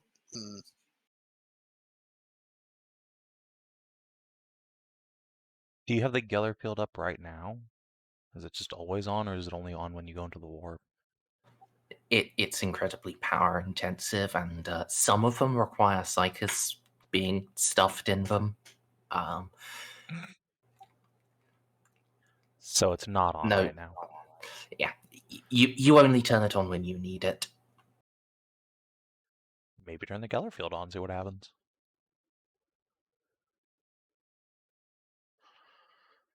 Just nothing. Probably. In truth, the Geller field is a field of reality whose source emanates from the dreams of a psyker kept in a hibernating comatose state. Weird. I did not know that, but that makes sense. Except it doesn't at all, because the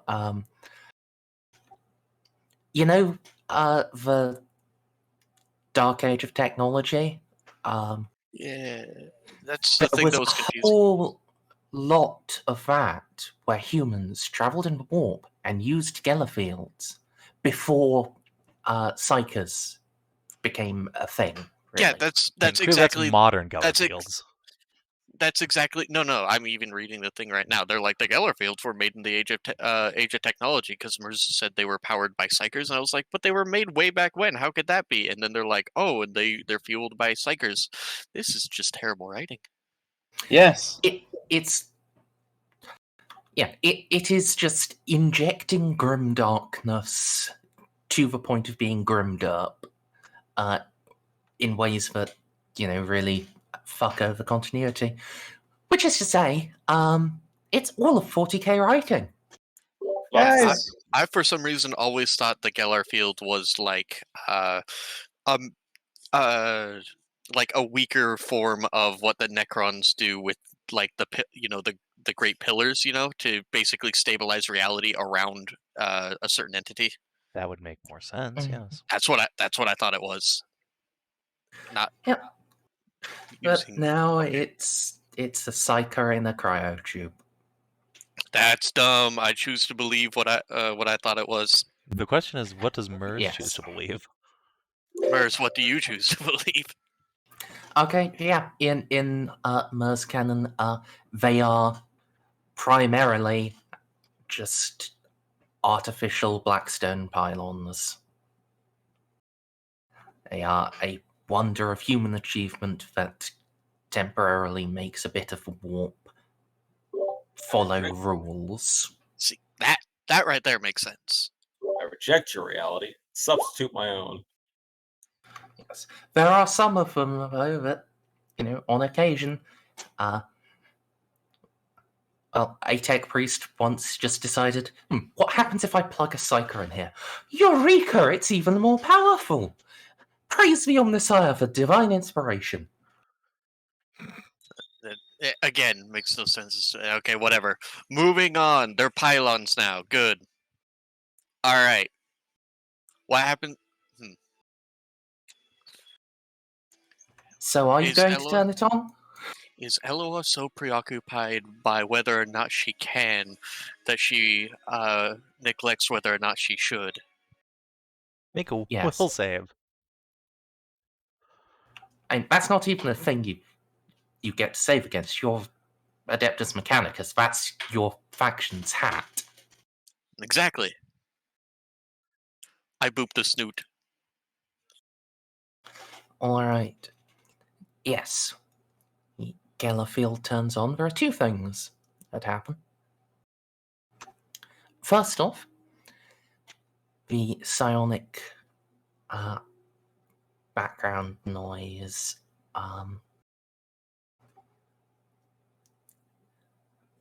fades. There are still some bits leaking through the Gellerfield, but only a few. And second, the ship is wrapped in a corona of fire. Where the Gellerfield's limits reach, there is psychic flame forming a just big bubble around the ship.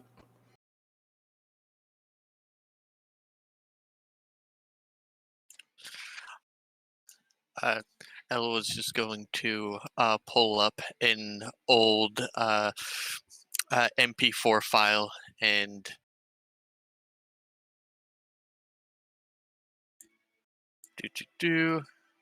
just gonna and Leonard Nimoy's voice comes over her box. Fascinating. Jesus. Juno just looks over from, the massive cathedral windows and just sees the entire Mother of Invention bathed in a corona of fire. Hey, Bob, so it turns out that Gellerfields are basically human Cadian pylons, though we totally didn't reverse engineer from the Necrons. We just found it out on our own. And I flicked it on. And now the ship is on fire. Yes. Yay! Well, kind of. Harmless psionic fire, I hope. Harmless. Well, the outside of the Gellerfield is on fire. Well, it's probably not reacting too well with the reality, since it's meant to exist in, anywhere from 0 to like -1 realities.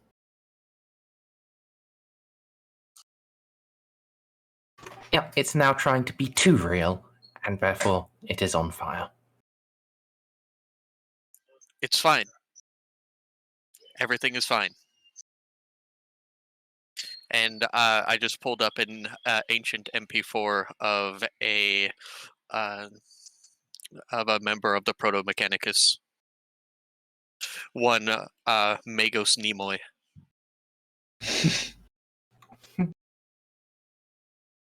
All right. And yes, Baltus. Thing for you.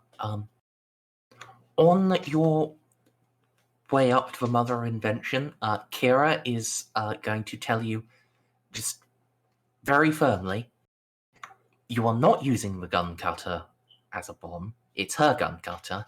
You don't get to blow it up. You will have an Arvis lighter and be happy with it. It has plenty of cargo space for all of the explosives you could possibly want, and its controls are simple enough that you can fly it by yourself. She's already painted a suspiciously familiar Sister of Battle pinup on the side. It's hers.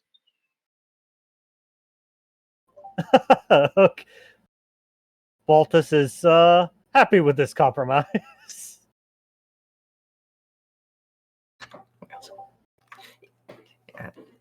Yeah. And since you are being so accepting, she will offer to actually show you how to fly it, rather than just flinging an instruction manual at your face. Like, it doesn't have to be okay. It doesn't have to be armed. I'm fine. This is acceptable. Even better, I don't even have to worry about trying to rig another set for Casa to leave.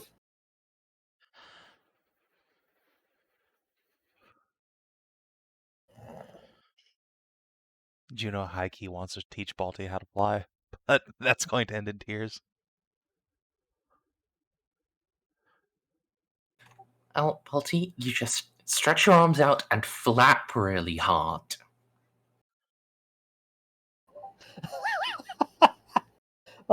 Hey, I think I might have something for this. Psychic power that just turns off gravity. Darn. Yes.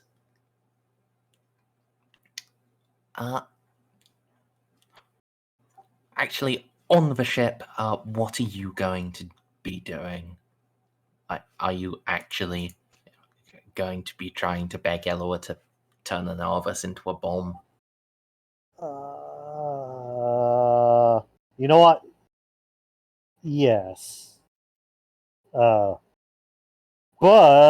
if we can, if Juno's willing to, like, oh, hey, I'm about to do the same thing, only not suicide, I'll just knock off the part about putting it tied to my body. We'll just have a backup missile just in case. Yeah, Juno's been explicit that the plan is to go talk to the Marines. That's where we're going once we drop you off. Okay.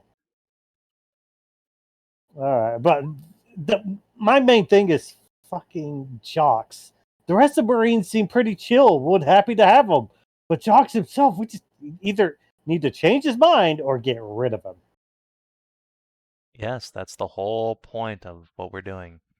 Okay, all right, but I'd like to know when he changed his mind from being like, "Oh, I want to be helpful," to, "Oh, well, gee, oh, yeah."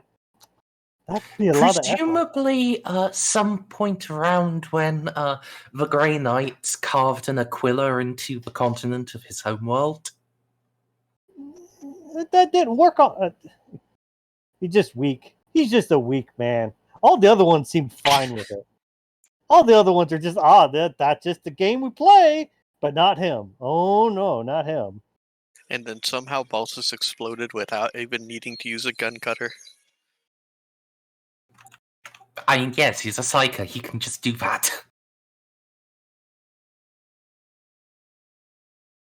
Just at any point, Bob, if you want to blow up and just have Baltus turn into a warp portal, you can just do that. I'll allow it at any point you like. No roll required? I mean, a roll required, but, so long as he gets anything but doubles, psychic phenomena happen, and he blows up. Well, wouldn't a double just mean he blows up extra hard? No. A double means it goes woof. Not woof. God, what's the thing? Whiff. That's it.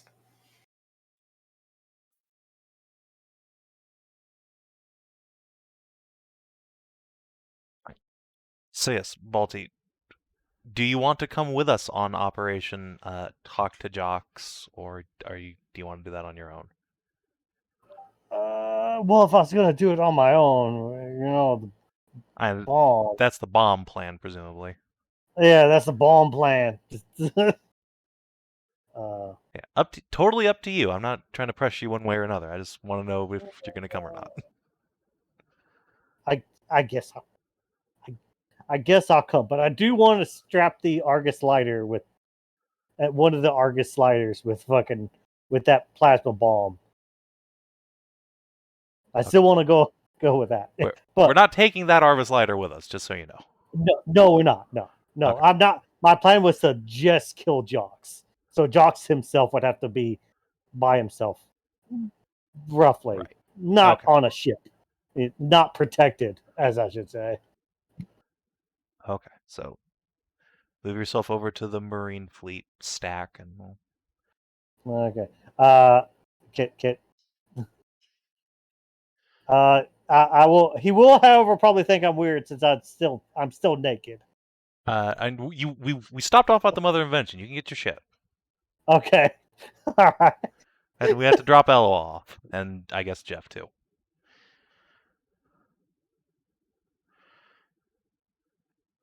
All right. Yes. Jeff does not want to be manhandled by Space Marines again. Cowards.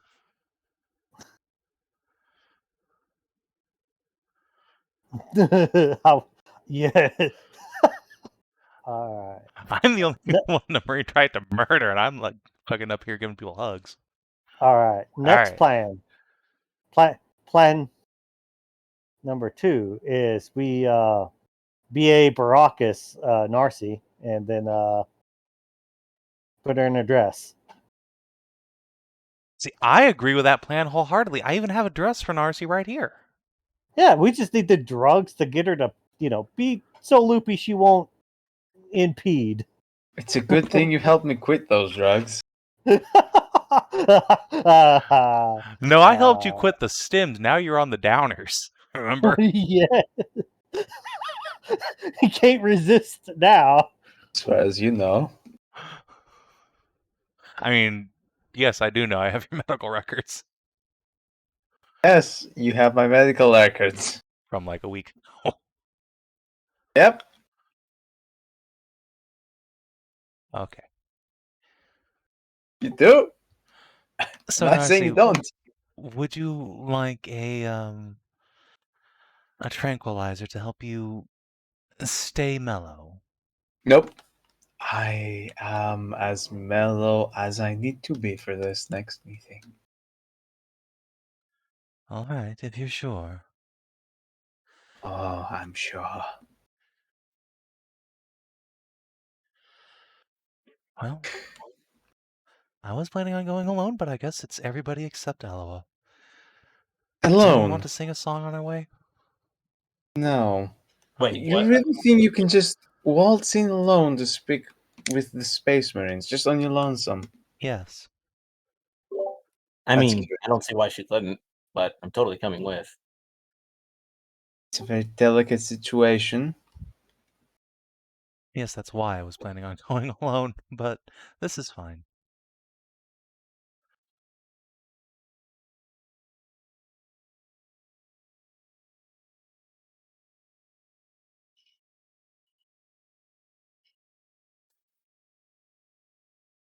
All right then.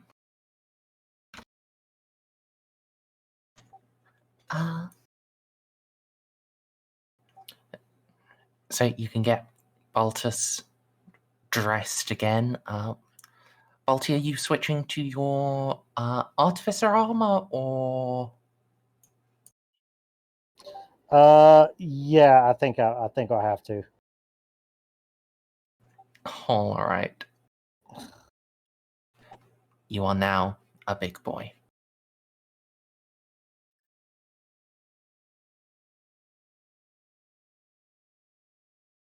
I mean, it needs to be modified anyway for the wedding, so.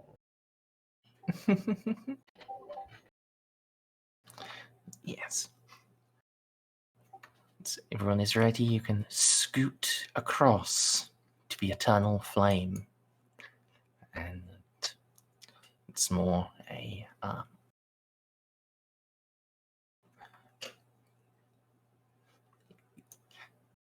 you do not get a full squad strength honor guard this time. Just a single Marine will show you to the meeting hall, where you'll find that Hugh has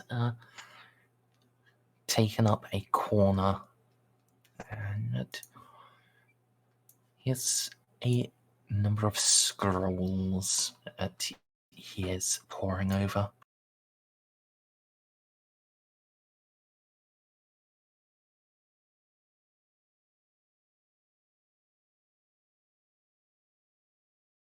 I guess when we enter here, we don't see Jacques or Turnip in here, right? It's just Hugh's for name characters. Indeed. They appear to be elsewhere.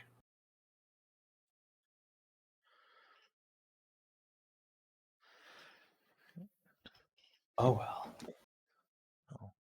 Approach. Thank you for taking the time to meet with us again, Reclusiarch.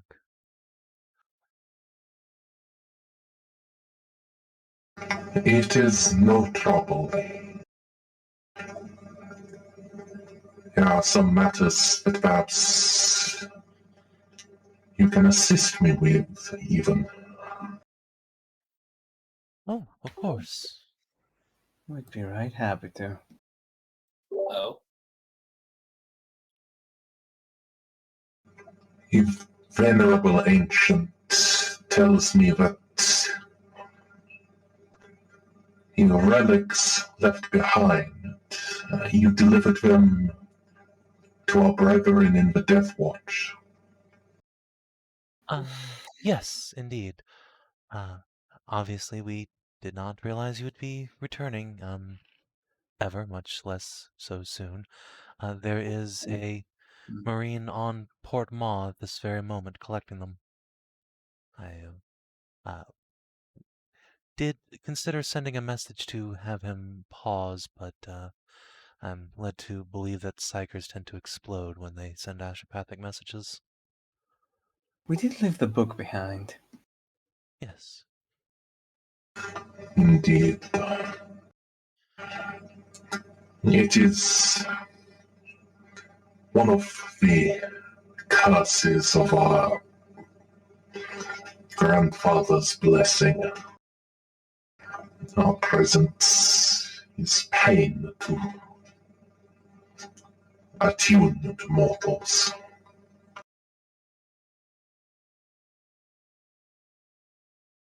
Unfortunate.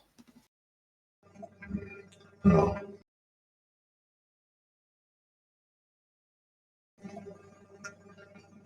I thank you for keeping the tone here, but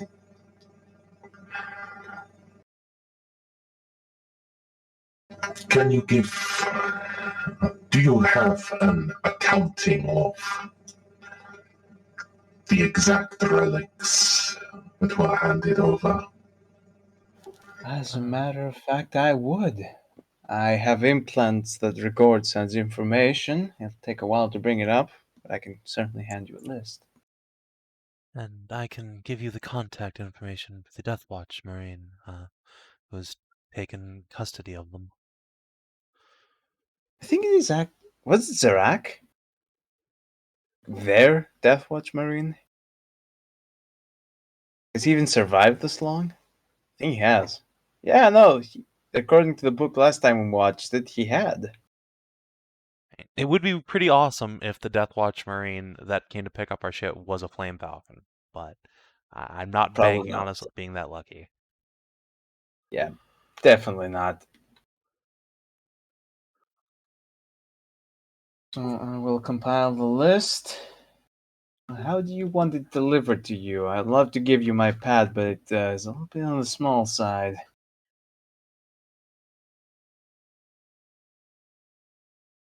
However is convenient. I can be gentle enough, and the data pads are quite resilient. Perfect. I'll find a pad, maybe an access point, and just put it down next to him so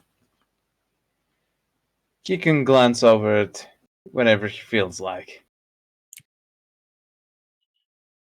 He can also absolutely see the after-action report where we brag about how we cleared out that base of all the Dark Mechanicus.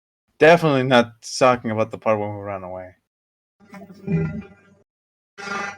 1,000 thanks.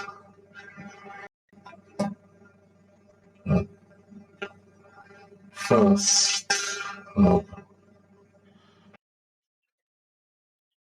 what is it that you wished of me? Yes.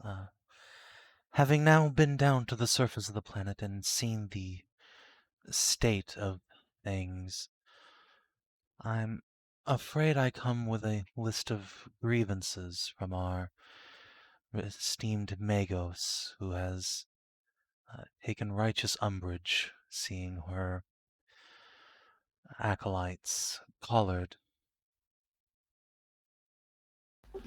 It is unfortunate, but the Adeptus Mechanicus never really liked to play ball with most of the other factions within the Imperium. They stressed the degree of autonomy that was given to them.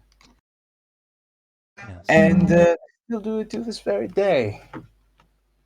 I'm afraid the coloring of those adepts would impede upon negotiations for your war gear in the future, if it ever reached them.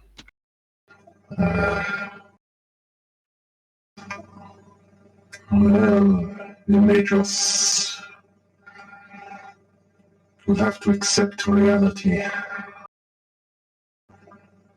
They chose it, and it is a matter of necessity. Matter of necessity. Did you... And excuse me if I sound like I'm asking out of turn, but were there used to be colors during Halbert's reign?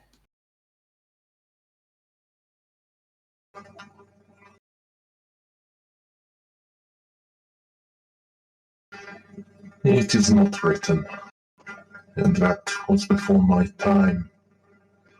None of the living brotherhood. Remember, when we are all too young.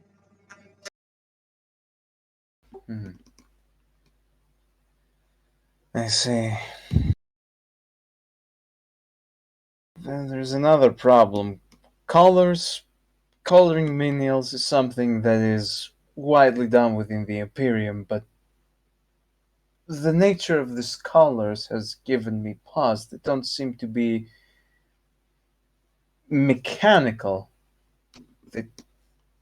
How do you put them on? How do you take them off? How do these colors work? They are wrought by Jacques' own hand. His flame reshapes them and attunes with them. I see. Yes, and that is why we have come to you, Ecclesiarch. We'd hoped that you might be able to convince your chapter master to undo what has been done on the surface. The Martians will take this as a great offense, and where there may be allies, instead you may find enemies. I can understand why he did it.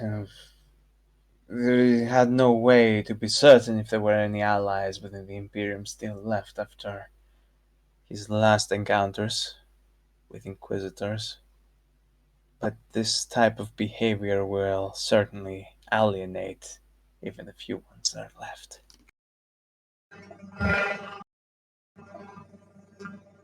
There is much on this world that I disagree with him upon, but this is not one of them. The adepts were offered a choice, and any of them that wishes to be freed and return just to be Omnisire, they have but to ask. And they cannot aid us aboard the Eternal Flame without them. Why is that? Say they have but to ask, but do you think any of them are going to ask when... You've seen how Jacques is able to manipulate people's minds. Yes, his touch can change the wills of the weak-minded.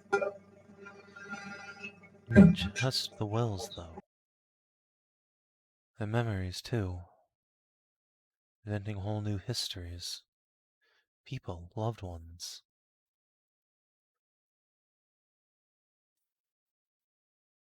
He's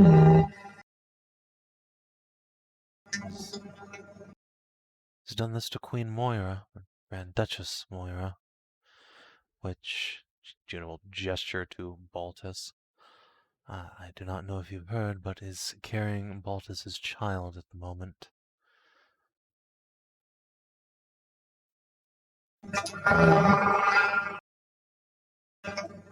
It is a matter of some concern. I did not know that yet felt that necessary. I shall have to ask why. I can imagine why he's in a very tenuous position. He wants to maintain as much control over the populace with as little fuss as possible, but such a lack of trust paints a dark picture of the man. And it's not the kind of picture I want to have in my mind, especially of a man that is written to have performed such heroic deeds in the past. And especially not one we wish to present to our potential allies.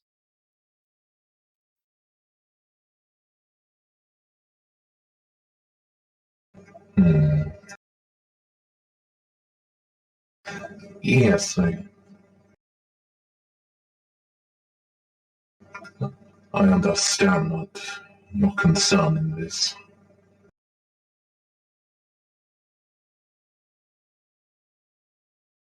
If the adepts of the Mechanicus are free to leave your service and their collars, that is one thing, but Moira is clearly incapable of asking to be released from her predicament.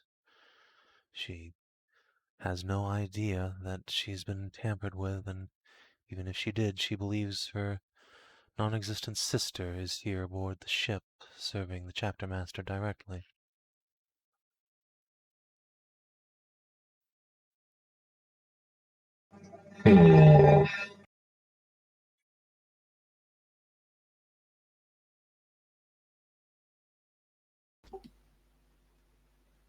Without knowing Jacques' own reasoning,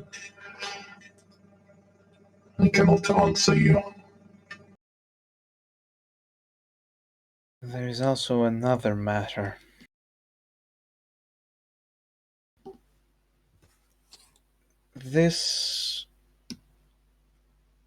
Because there is no point for any of us to hide anymore. When I mentioned the little story about the planet's fall, you seemed quite surprised, almost as if you heard it for the first time, Jacques. I have a feeling that the Jacques told us very much what we wanted to hear, instead of what actually happened. I would not go that far. I don't want to go that far either. You see what picture's been painted. Indeed. But in this, it's simply that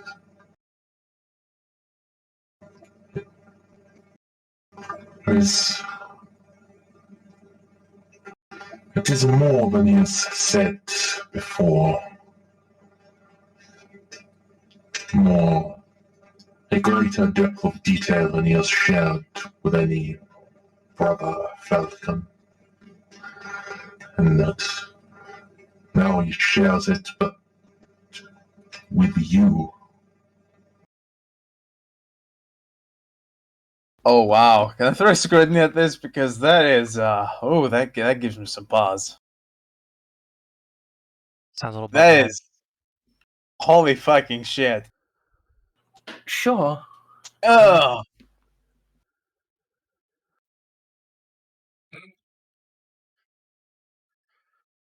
Jesus. No wonder the fucking captain wanted to kill me. Holy shit, I want to kill me too. Yes. Hughes likes you. He really does. You've done a great service in summoning them, and you've done a lot to make the place good to come back to. He is, however, actually kind of hurt and pissed off at you. I would be too! Oh my god! This random smug piece of shit Inquisitor, the people who wiped this planet, come over here, they shit all over it, and then they start bossing us around. Oh god!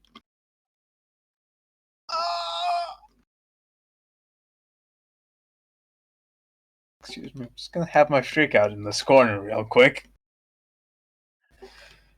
I see, Reclusiac. I'm very sorry, I was not aware of that. Now I can understand why the captain of the first company wanted to pulverize me. I would be quite upset if I was in his position as well. Oh, that is just Tippin being himself. He is an aggressive man. A warrior without match among the living brothers. And an accomplished tactician, but tact and patience are not his.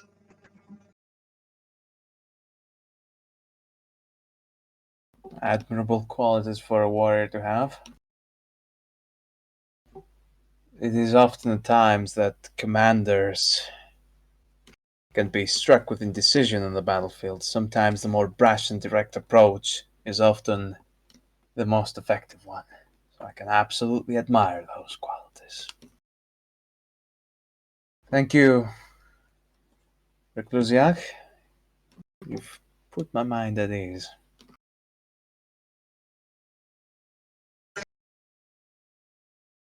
There is a question you asked that I did not have a moment to answer. You asked... And he turns to look at you, Juno. You asked why the Knight's Mark is necessary. Yes, that's right.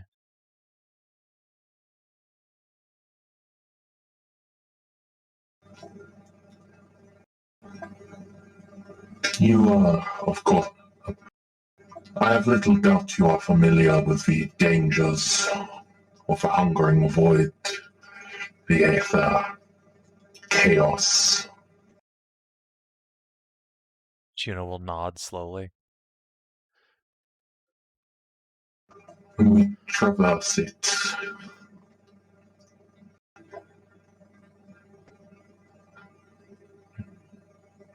the Grand Master's flame enwraps us and protects us, but it needs something to latch upon.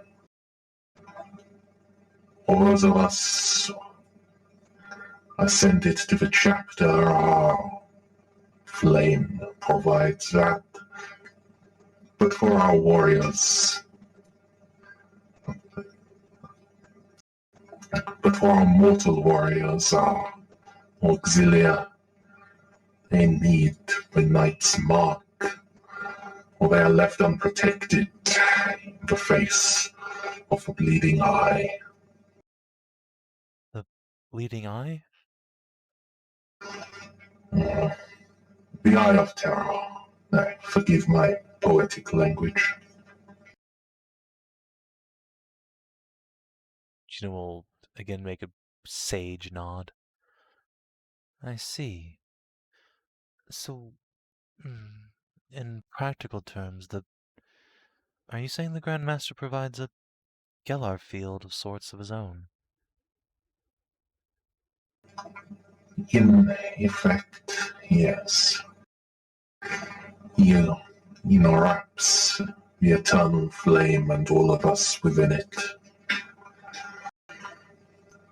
And provides guidance and protection against the predators of the void. That is truly incredible power.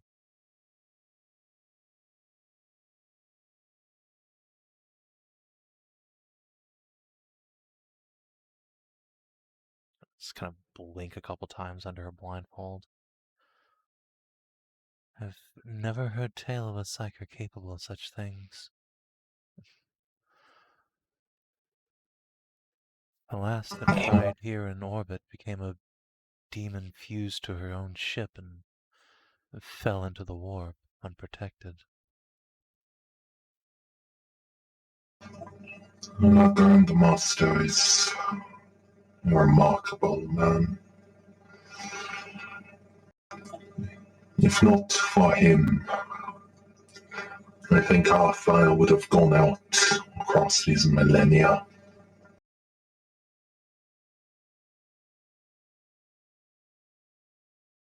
I see. Hey, Baltus. And by Baltus, I mean Rob. You have knowledge about psychic stuff, right? I mean, you want to throw Forbidden Lord to see if this is anything you've ever heard in the past. Maybe this isn't something normal psychers can do. Maybe this is some sort of sorcery. Not that we know what sorcery is, but it'd be a step. Well, I don't think you would need a knowledge roll to just get the heebie-jeebies around that, because it is a remarkable feat.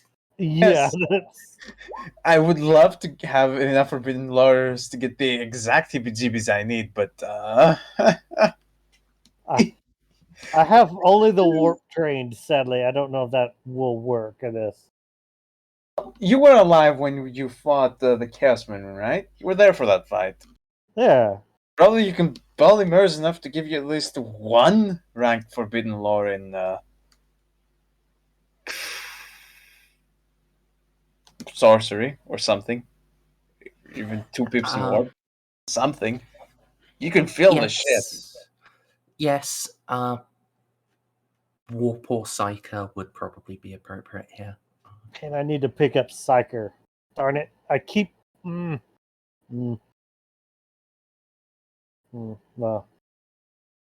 Eventually. Alright, I'm going to try Warp.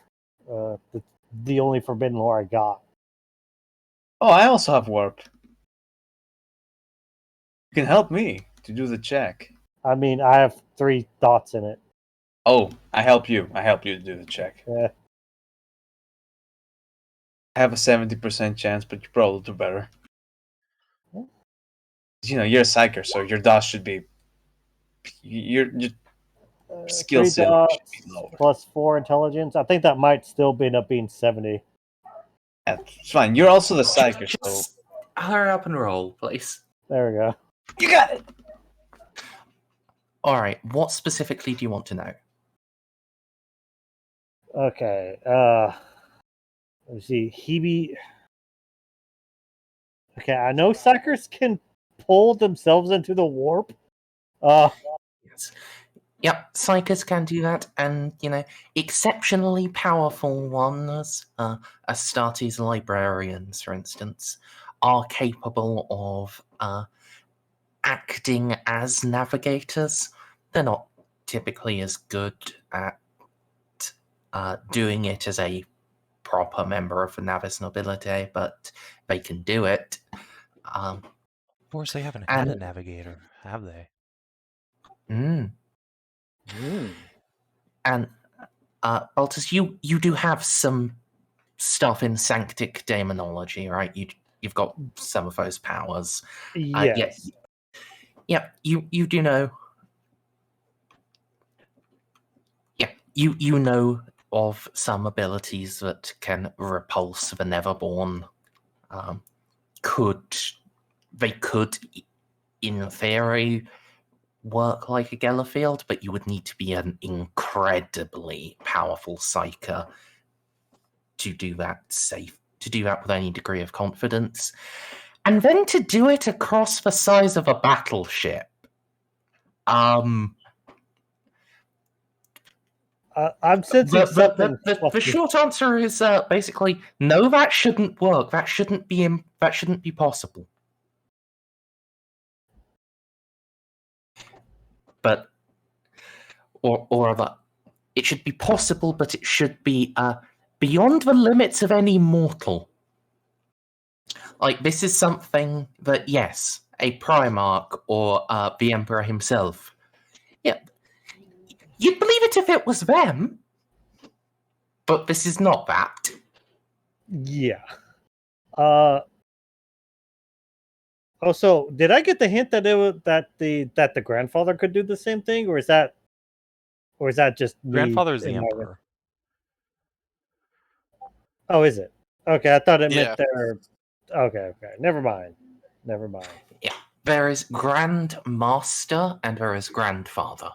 Grandmaster is just the chapter master. Grandfather is the Emperor. I thought it replied to the Grandmaster before this one, before Jacques. I think only a couple, not legions, but a couple chapters called them Grandmasters, like the Grey Knights, and I think one of the Unforgiven. Everyone else is just chapter master. Also, all Dark Angels do. I thought the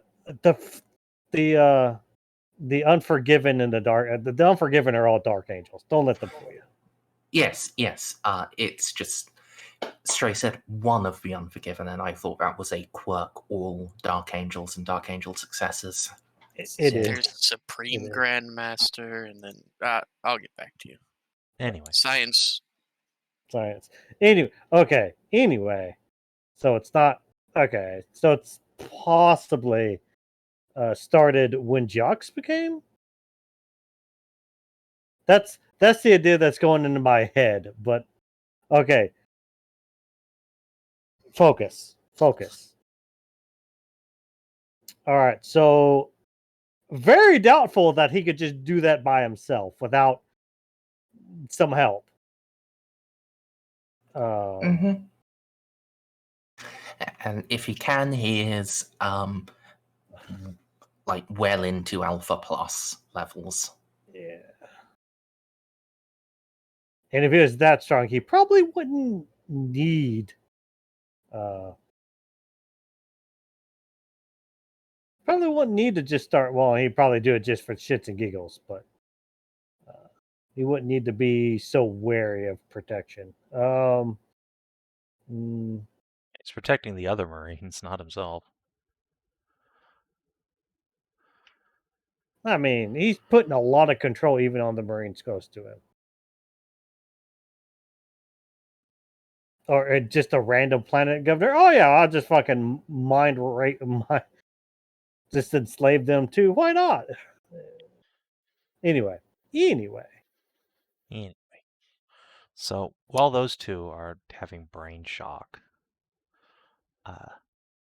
yeah, Juno's sorry. gonna take a step forward and say, "Speaking of service aboard the chapter ship, I was given an alarming report by Augustus's cousin on his arrival on the surface about death camps, as he so cheerfully deemed them." Yes, that is one of those matters I do disagree with Jacques upon. Yes, I can obviously understand the desire to make sure your world is able to produce heirs worthy of the chapter, but that is a tremendous waste of perfectly good manpower that the chapter could sorely use such as by making new companies of Sky Knights.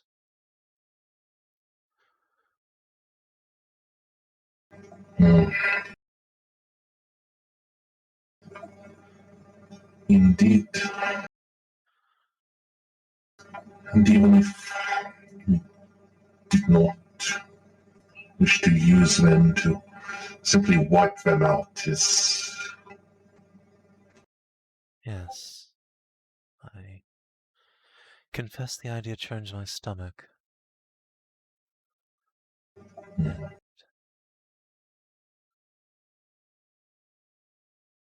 I would very much like the opportunity to try and impress upon the Grand Master that there must be some alternative. If he cannot leave the world's population alone, then there will be some useful way to dispatch with them, even if that is filling the holds of the Mother of Invention with new generations of serfs and security forces. You must understand that this is not a pit stop planet that you can orbit over for a few years. This is to be your chapter's new home, one that you will steward for generations to come. Leave such impressions upon the people will do you no favors, as I'm sure you understand. Indeed. But he raised points that I have already given to him.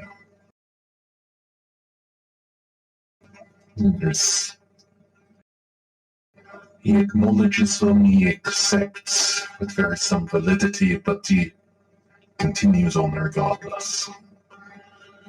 He does not know any other way than on.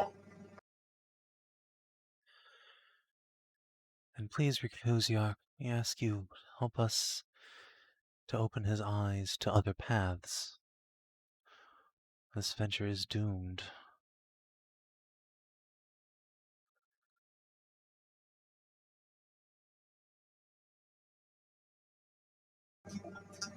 Of course. But unless you have some inspiration that strikes you as to how to change his mind, then our words will fall and leave no trace. Presupposing that you have not had this argument since we left, now where there was uncertainty, we can bring a path to the future. The callers from the Mechanicus we answer with a tie directly to the Mechanicus on Vindalex, a reward for averting that path. If he needs the unsuitable population of Leth gone, where once there were only death camps, now there's the Mother of Invention, and my quite sizable resources to outfit them as soldiers and worthy servants, or perhaps before resources were stretched thin. And as for Moira, Juno just gesture at Balti. A gesture of goodwill to your allies, perhaps. And if the diplomacy doesn't work, I can always just duel him over it. You are brave, but you are just a mortal. So I keep hearing.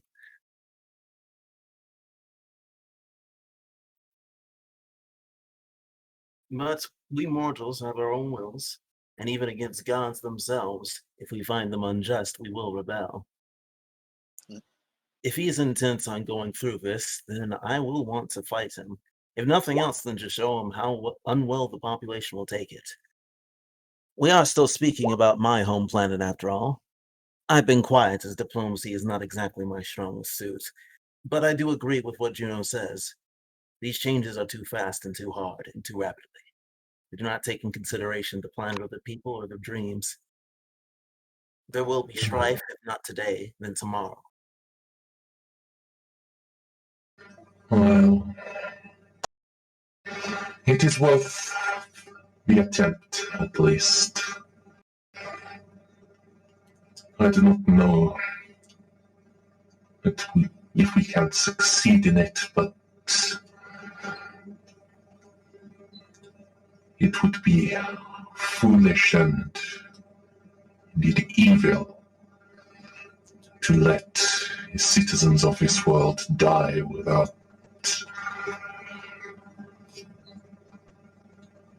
at least attempting to save them.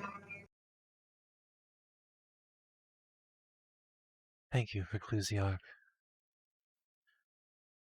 Fills my heart with joy to hear you say those words.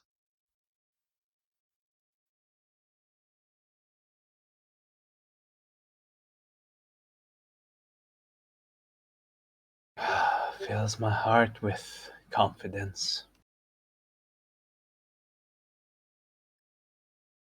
Still, Amelie, I have to say, your words are very inspiring. You'd be willing to take on Space Marine to prove a point like that.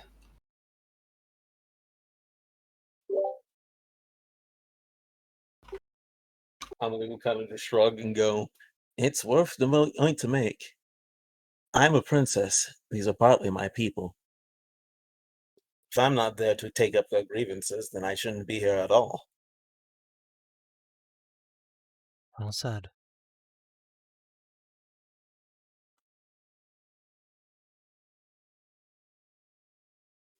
Besides, if I'm being honest, I still want to fight in Astartes for one reason or another.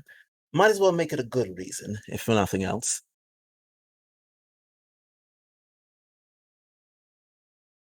We can make him see reason with words, then perhaps we'll arrange an exhibition duel.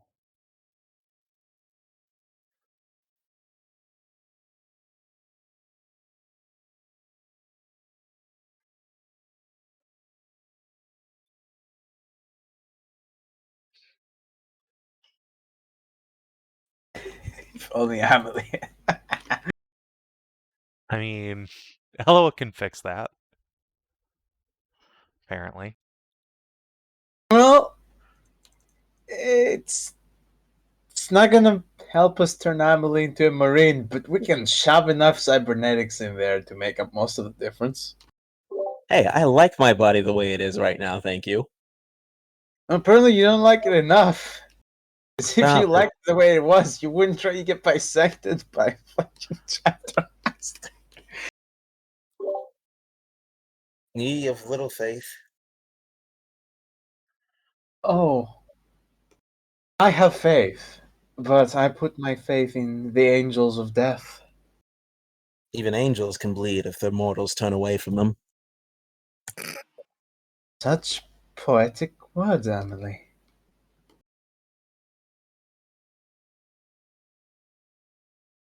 Also, if they happen to have a very god-blessed sword and training from different masters across the galaxy. But I prefer the more poetic approach. Well, if your cause is just, then the Emperor will seal you through at the end of the day, one way or another. I say as I look over to Juno. Juno isn't looking at you immediately and has no idea you're looking at her. Of course, this is blind, but everyone else can see the gesture. Hey, if Juno can cheat death, if you believe real hard enough, then maybe you can too. Probably don't because you're not a sister Val, but probably. Besides, despite my flippant tone, I really do mean it when I say it's worth rebelling against it, the cruel treatment of my people. Even if there's no victory to be found in the act, I at least want to show the defiance. Respectfully, No. Amelie, I think that attitude is exactly why Moira is currently brainwashed. Well, so maybe keep that on the down low until we get her fixed. But I certainly agree with the don't want point. I certainly don't want my mind tampered with him. I don't know if I would have any protections against that. Something I haven't exactly trained against. No. If Moira and Jeff succumb instantaneously, so too will any of us. Except perhaps Baltus. The power level that Zacchaeus has is Baltus.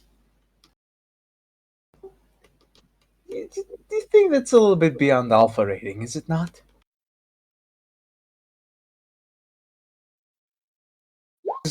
The deeds that are described here, from my point of reference, are they're very much insane. No, as far as I know, no mortal, no any marine should be able to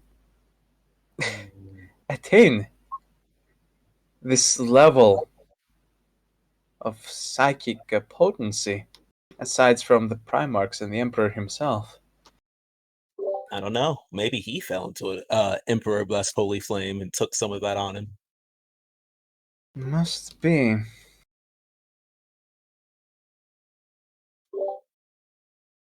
Just shrug. I'm no psyker, but I have supernatural abilities now that I've been touched by the flame. Did anyone else see the Mother of Invention lighting completely on fire? Yes, that was the most beautiful thing I've seen all week.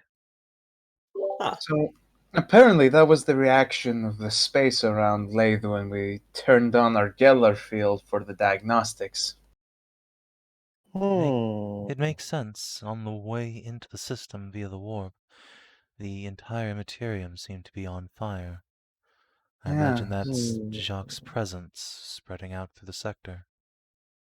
This giant falcon that swooped at us. Don't look at me like that. I know we're not supposed to look out of the windows. But when you're about to transition back into real space, it's necessary to look upon it yourself, because they can trick the sensors. You need to know when to mess with the Geller field settings. So yes, I was looking out the window, and I saw a giant flaming falcon swoop at us. While in the warp. His presence is twisting the space around Lathe in ways that should not be possible outside of the warp. It's quite intriguing.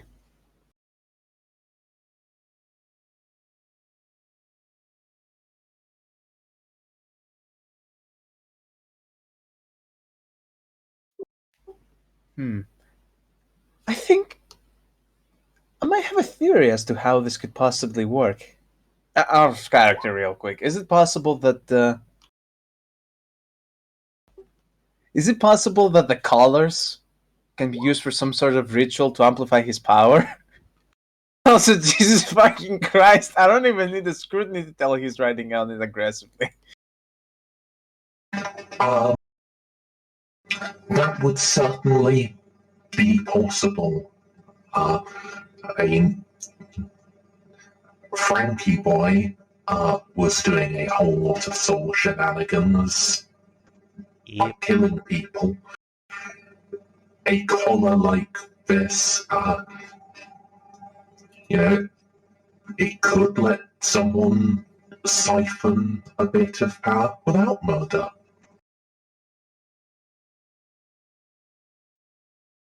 The voice mod was on the entire time, and I had the most fun. I was so confused. I was so confused at first, but because suddenly Hughes is a lady.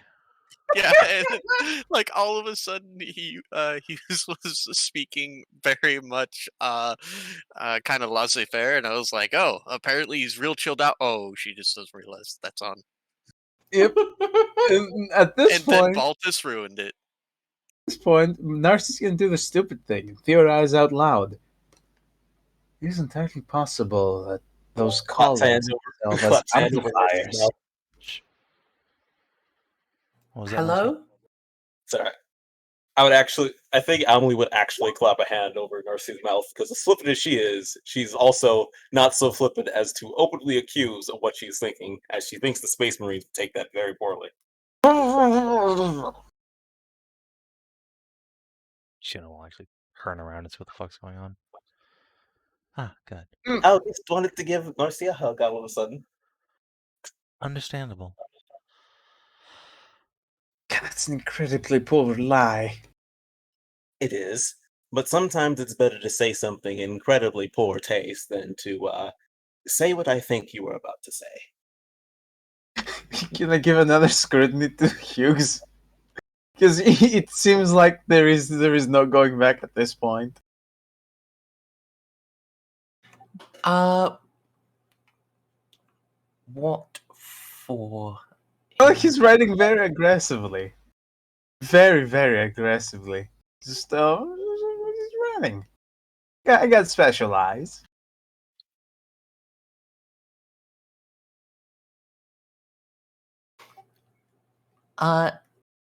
Maybe awareness. No, I think with your special eyes, you'd just be able to see. Yeah, he is taking notes from this conversation, like writing down all of the things that that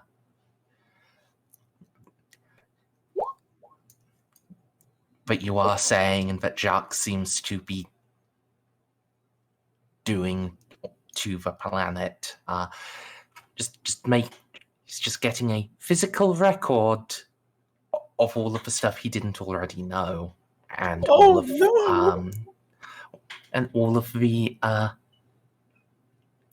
the thoughts and theories you are raising. Okay, then I might not want to raise the theory that, hey, all these colors are used to amplify his power. I'll keep that to myself. Not a cat who'll steal a tongue twice. If you still wish to say it, you can, but... You know, out of character, I'm so tempted to just give him a copy of this wonderful PowerPoint presentation, but I think I'll fuck over my buddy, so... No, what you should give him is the little black book you found. Now that you actually mention it, he is a reclusiarch. Exactly, this is the guy who would know. Go ahead, do it, coward. Reclusiarch. I need to inquire you about something I found on the planet. Oh, of course. So, I was doing a little bit of studying in the Sword Sage's library. Because if I am to work with you, I need to have at least a baseline knowledge of the planet's history, traditions, and you have a baseline I can work off of. So I sat there and I studied for 14 hours. Upon my studies, I found this, I say as I pull out the little black book. This is an inquisitorial Ordo Malleus book. It was in a very dark corner inside of a Mechanicus facility. And it had prophecies written in it. What unnerved me even further is when my colleagues confirmed the fact this is indeed It's just very a little psychically bit active. touched by the warp, yes. This book shouldn't be there.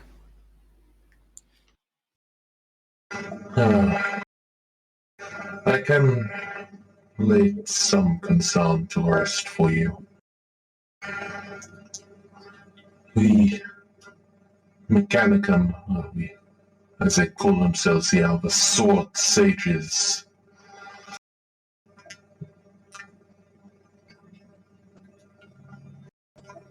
They are the only organization that has persisted upon Leb since before it was burned until now. if there was anywhere that would have and hold lost knowledge, it would be them. Okay, then. Still, is Perhaps you would like to read the contents of this book, these prophecies. The bloody eye that you'd mentioned earlier figures prominently in them, as does a wolf. And I don't know if it that is. refers to House Lupus or not.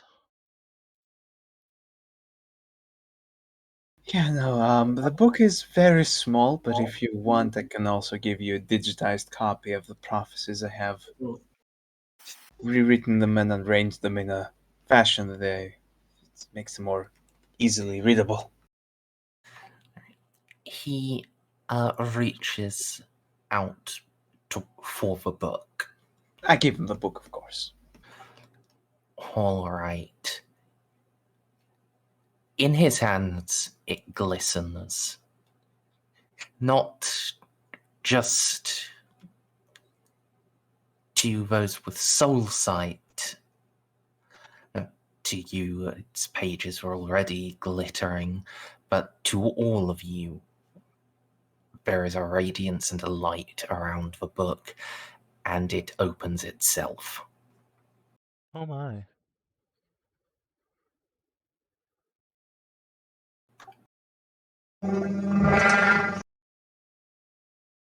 Yes, I know these prophecies. I had thought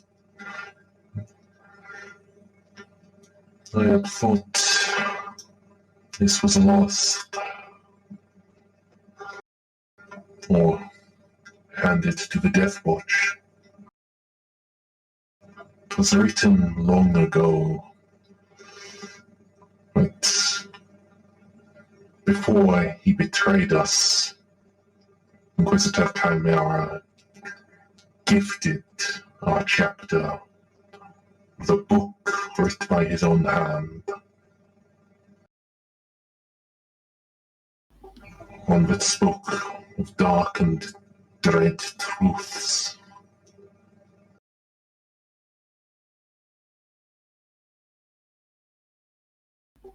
This is. He must have been a powerful psyker to impart such power into the book, to have its aura maintained for so long.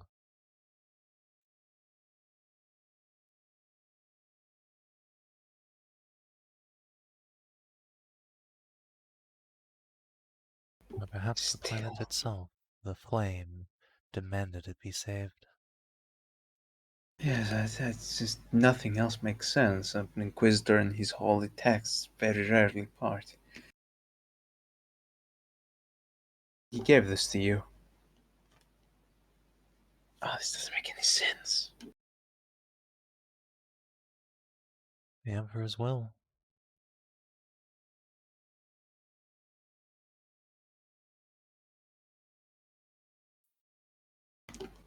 Reminds me. Actually, Reclusiarch, a quick question, only vaguely related to some of these. Have you ever dealt with Elder before?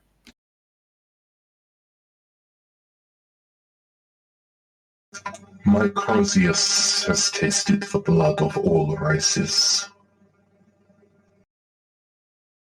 That's what I like to hear. Juno. Juno was just about to ask about Tyranids winces. Yes, Narcia. Remember the piece of Wraithbone?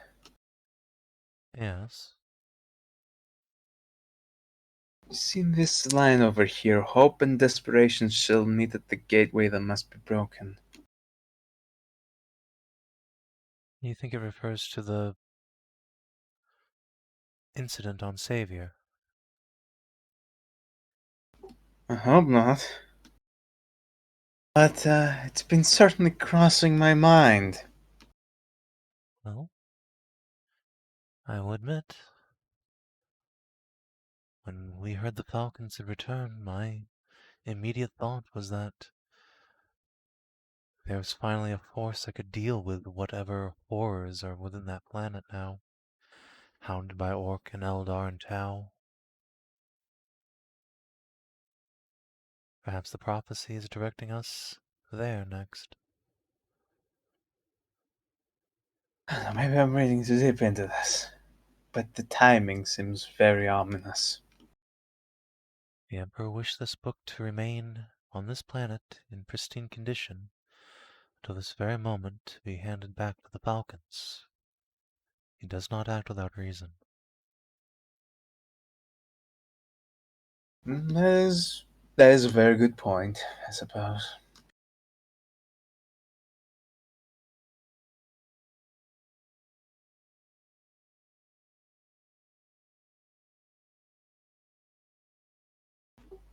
We'll see.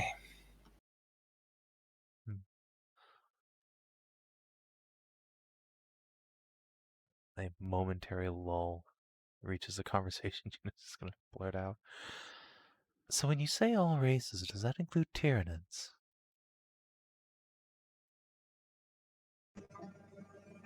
Yes. Juno bounces on her heels a little bit. What is... Go ahead. Sorry, you go. Oh, Juno's just going to say, what is fighting them like? I've only dreamed about it so far.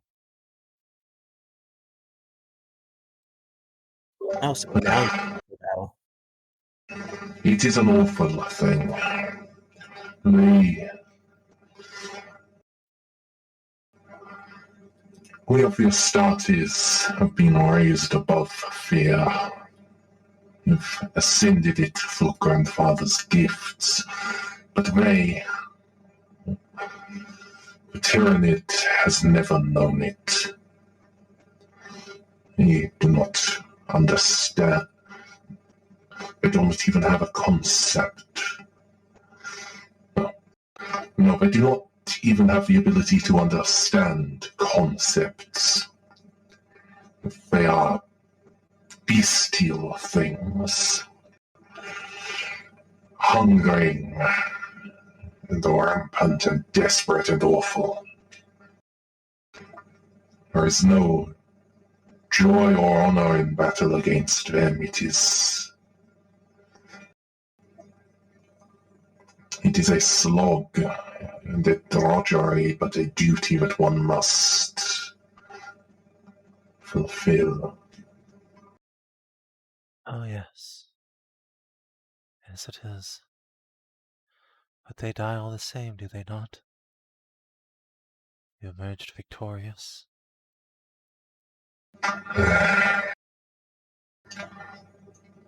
We bloodied and purged them where we could. But many worlds are still lost. These souls devoured, never to see our grandfather's light. Yes. Yes, indeed. Yeah, just gonna rub at her blindfold a little bit. Fall silent. Thank you.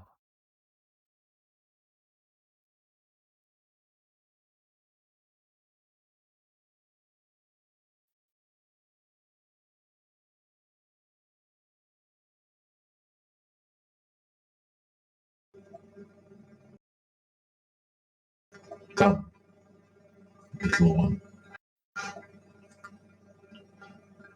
What?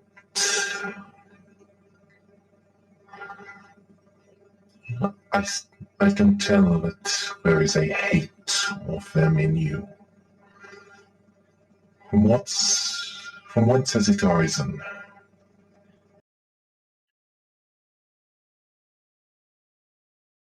Well, again, rub at her blindfold a bit, now slightly dampened, and say, my world, my home, was consumed when I was a child. I, as far as I know, am the only living blood of Iona Suprema left, saved by the good grace of the Emperor. I was given to Terra as a babe.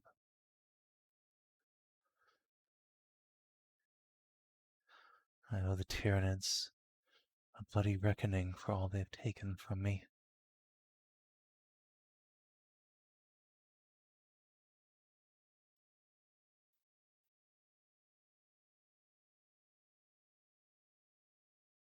I see.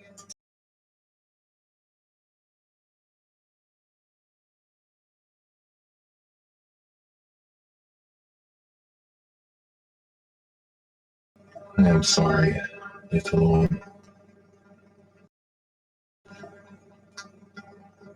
You made them pay for each life they took, but the Devourer comes without number, and then it marks whole sectors in one.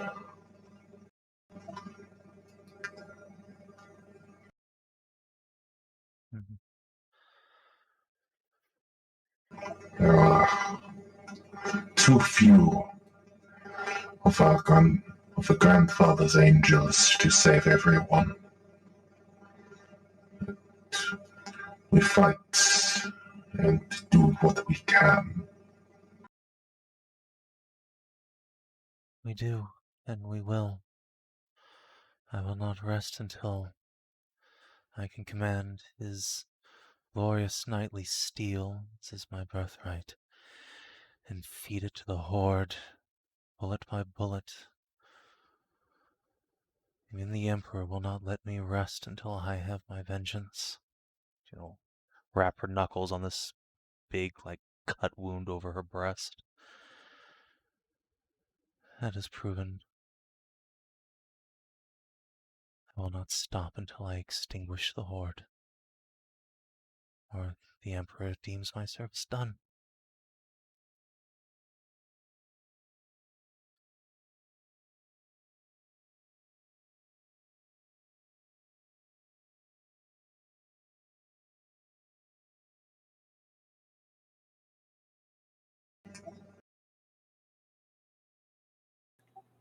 He nods and then stands. You step forward to just clasp your shoulder.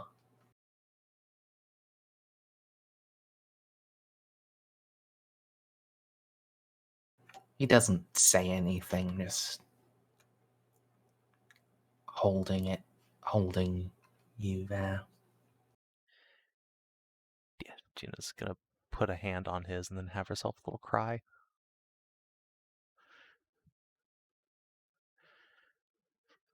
A lot of emotion running for it all of a sudden.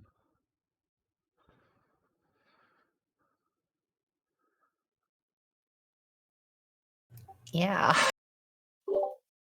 Get a follow-up hug from Grandpa.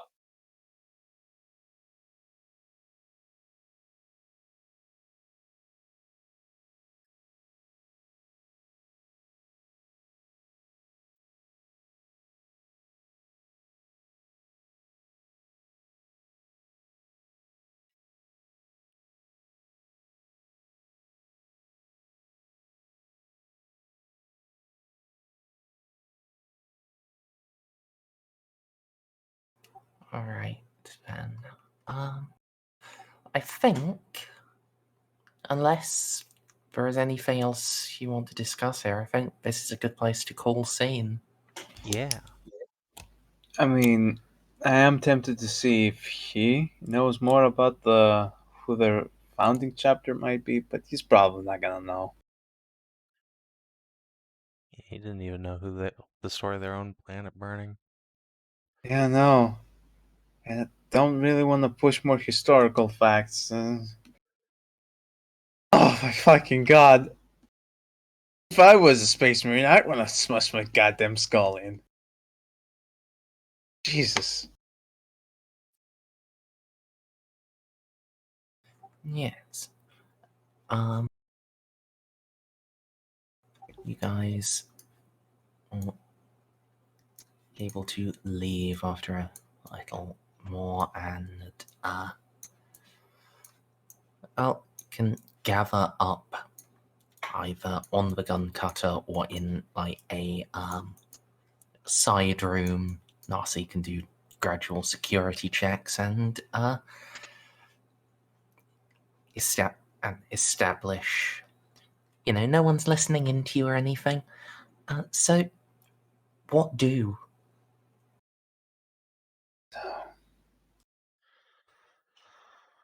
I'm sorry, everyone. That was unbecoming of me. Lost myself there for a moment. I need to apologize. I think I apologized when I lost myself years later in front of the first company captain.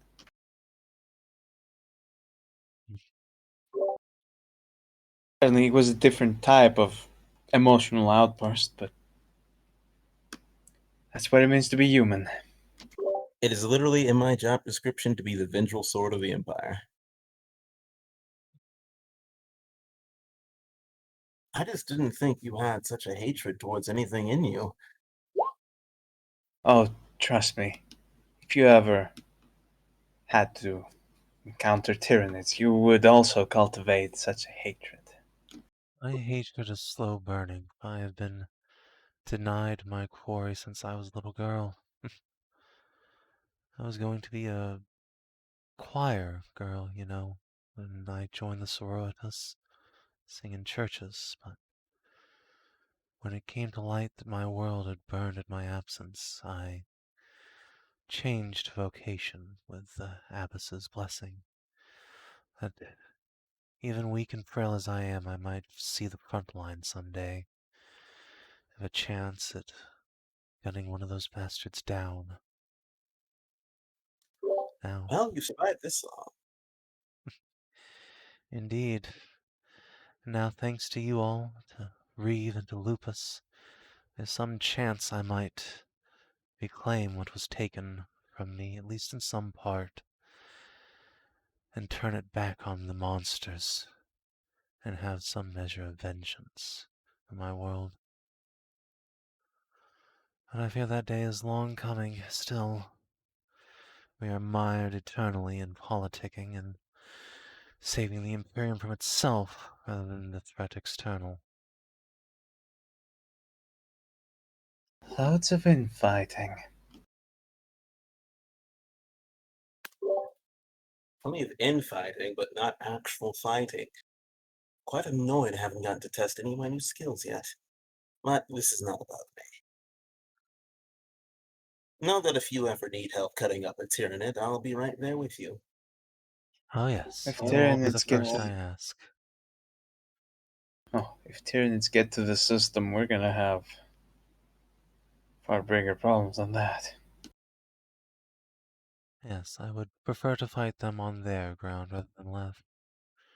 I care too deeply for this world, though. I fear the flames may serve as beacon for them. I don't actually know enough about Xenos to say something here.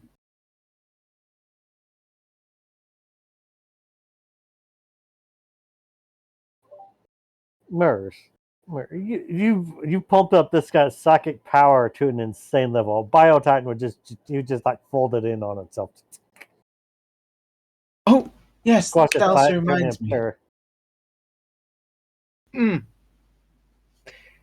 When Emily prevented me from just splurging out the thing that came to mind, I have a theory about the colors and about Zacchaeus' power. For once, I think I came to the same conclusion. As did I. Yeah, I mean, it has to be. They have to be some kind of catalyst, some kind of amplifier. There is no other explanation. He is as strong as a Primarch would be. A single man shouldn't be able to harness the power of the materium to such a point. Not an Either that or all he's a man. demon. No.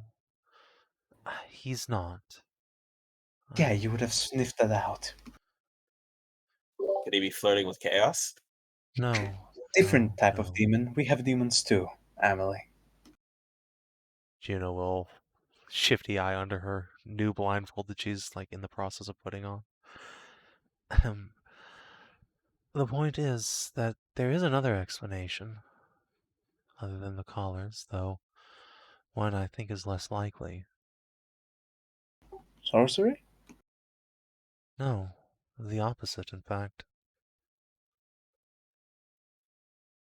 It is possible that if these prophecies are true, if the Falcons are destined to perform some great act to save the Imperium, that the Emperor has given them his gifts directly, as he did to me briefly, but on a grander scale. I would hope the Emperor would choose less of a cockhole to give his powers to, but I suppose beggars can't be choosers. That's what Unfortunately, Narcia was suggesting. That's literally what Narcia was suggesting. Yes, but not just... Not that he is simply a conduit for the Emperor's power, but that he... Or rather, not that he's a receptacle, but that he's a conduit. So a demon. I really do wish you'd not use that term about these things. I mean, I also wish that word wasn't so correct and applicable, but I struggle to find a better one. Saint? Yes. Don't you generally have to be likable to be that one of those? Okay, Unfortunately, no. Your winning personality has little to do with your usefulness to the throne. Okay, no Well, more. just lucked out with me. We're just gonna take out the D word and we're just gonna start using saint. Yes. There's the appreciate possibility. that. He's a saint. Yes.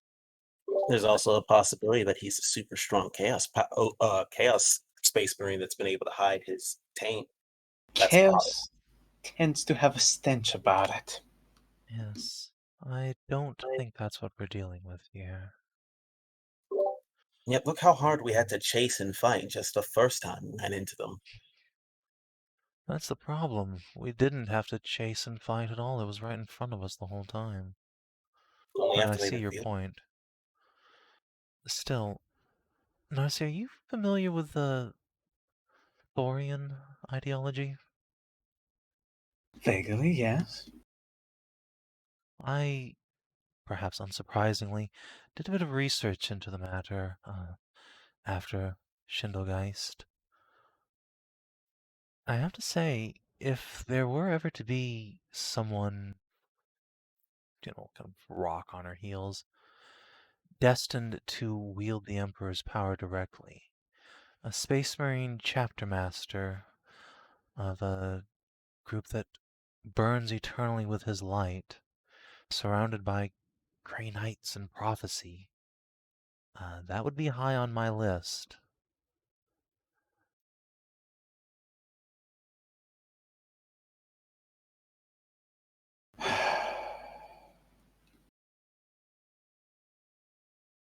If that is indeed the case. Oh boy, it's gonna be a hell of a hassle to reduce the amount of colors being handed out.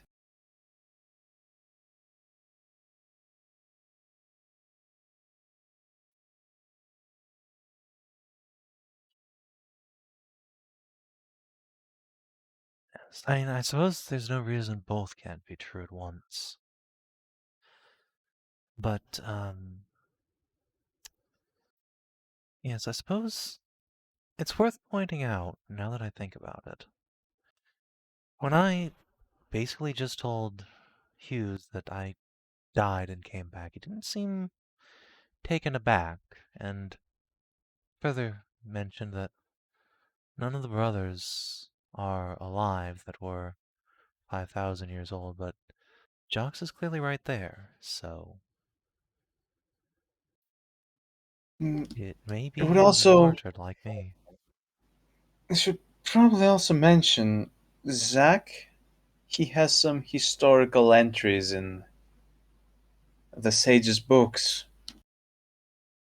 His heroic deed is that he managed to bring a hell of a lot of people back to the apothecaries. A significant enough number for it to be logged in their books. Alongside with the people who received the flame first and soloed greater bloodthirsters. So he must have saved a lot of people. Just as I saved Jeff, yes. My point grows ever stronger. Yes, unfortunately, and I wish it didn't. Why? To have someone with 1,000 magnitude of my power, and a space marine besides, is perhaps the most important thing that's ever happened to the Imperium. Yes, that is true, but two problems here. First of all, the way that the saint affects the space around him. And second of all, the fact that this saint or not, might still come to blows with the rest of the Inquisition and the battlefield at Gothic. Well, the latter point is our entire purpose of being here. Yes. To keep that from happening. Yes, it is. Allow me to be the naysayer, because I still think you're doing that Juno thing where you think with the most positive optimism possible. I think something fishy might be going on here in the worst ways. Keep in mind, like you said, keep in mind, it's like you said earlier, we spend a lot of time trying to save the Imperium from itself. A lot of people who've crossed a line and gotten power they shouldn't have through means they shouldn't have gone. I know I wasn't exactly there for those moments, but I've heard the stories from Graves. Seems to be a pattern, if nothing else. Yeah, he could have just been committing mass blood sacrifices when they were still in uncharted space to amass all this power. Now that he's back, he's slowly but steadily building his nexus of followers by brainwashing them into worshipping him, turning himself into a living effigy of the Emperor's everlasting light to take revenge upon the people that purged his planet. You say that sarcastically, but what's to say that his memory powers don't work on the other Astartes? No, they do. They very much do. They work on anyone. I'm only saying it sarcastically as a defensive mechanism because I think if I don't, I'll have a mental breakdown.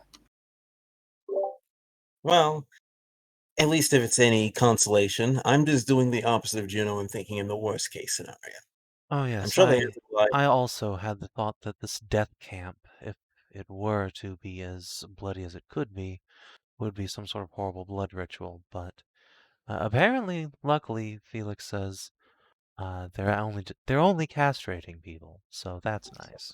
Most people. Felix is a bureaucrat much like me. He lays down the plans, but what actually happens to those poor people after they've been concentrated and herded is very much still up for debate. Yes, that's entirely possible. They might have only been saying that to soothe their moral qualms about the situation and then commit the mass sacrifice. Yes. And they're still killing anyone that cannot actually contribute to the little project. Yes. So, I will say, if we can't convince Jacques to relinquish Plan Butcher a chunk of the planet's population, I will take that as in the worst possible way.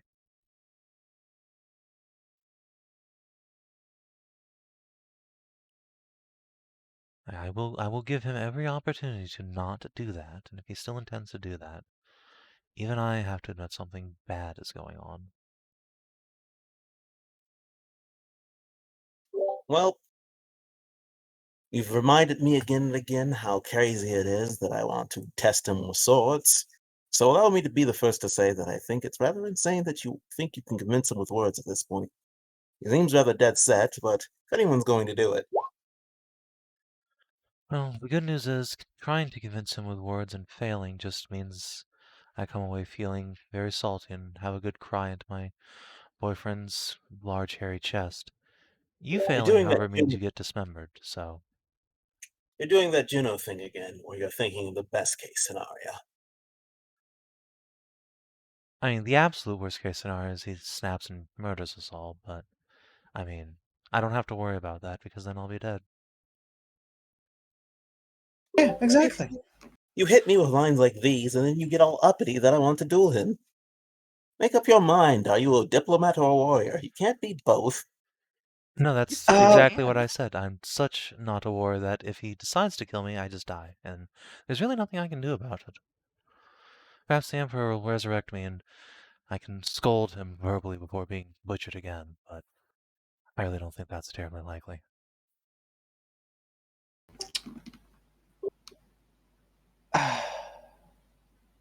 Emily,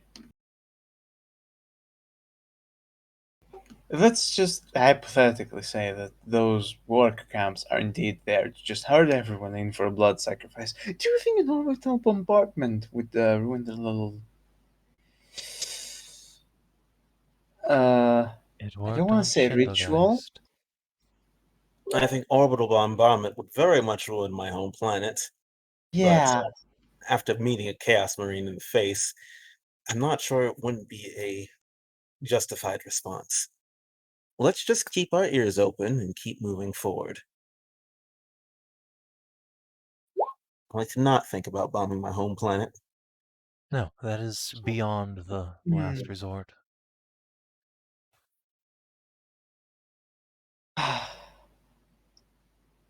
This is not good. What is The anything worst we ever case scenario is very not good. The best case scenario is actually quite intriguing. Baltus! What about him? We need to grab one of the people that still have collars on and find out how they work. They're clearly some sort of warp artifice. So if we get Juno and Baltus together, and we figure out how to open the collars, that's step number one. Step number two, find out in what way the collars are actually linked with Zacchaeus. Because if they're indeed feeding his psychic might directly, we could probably use it against him. We are in a ship full of collared menials. We could just Shanghai one. I don't think it would be wise to take one from their void ship, even if the ones from the void ship would be able to provide us with a more unique perspective. And we could just talk to him. We don't need to try and remove the collar immediately. That's actually another good point. We've never spoken to any of the menials that were aboard the ship. It would be nice to find one that was here before they made their stop to Lathe. They were hidden in the uncharted part of the system, were they not? It'll give us some insight as to what is happening in those uncharted territories. Indeed. Well, let's go interview a menial.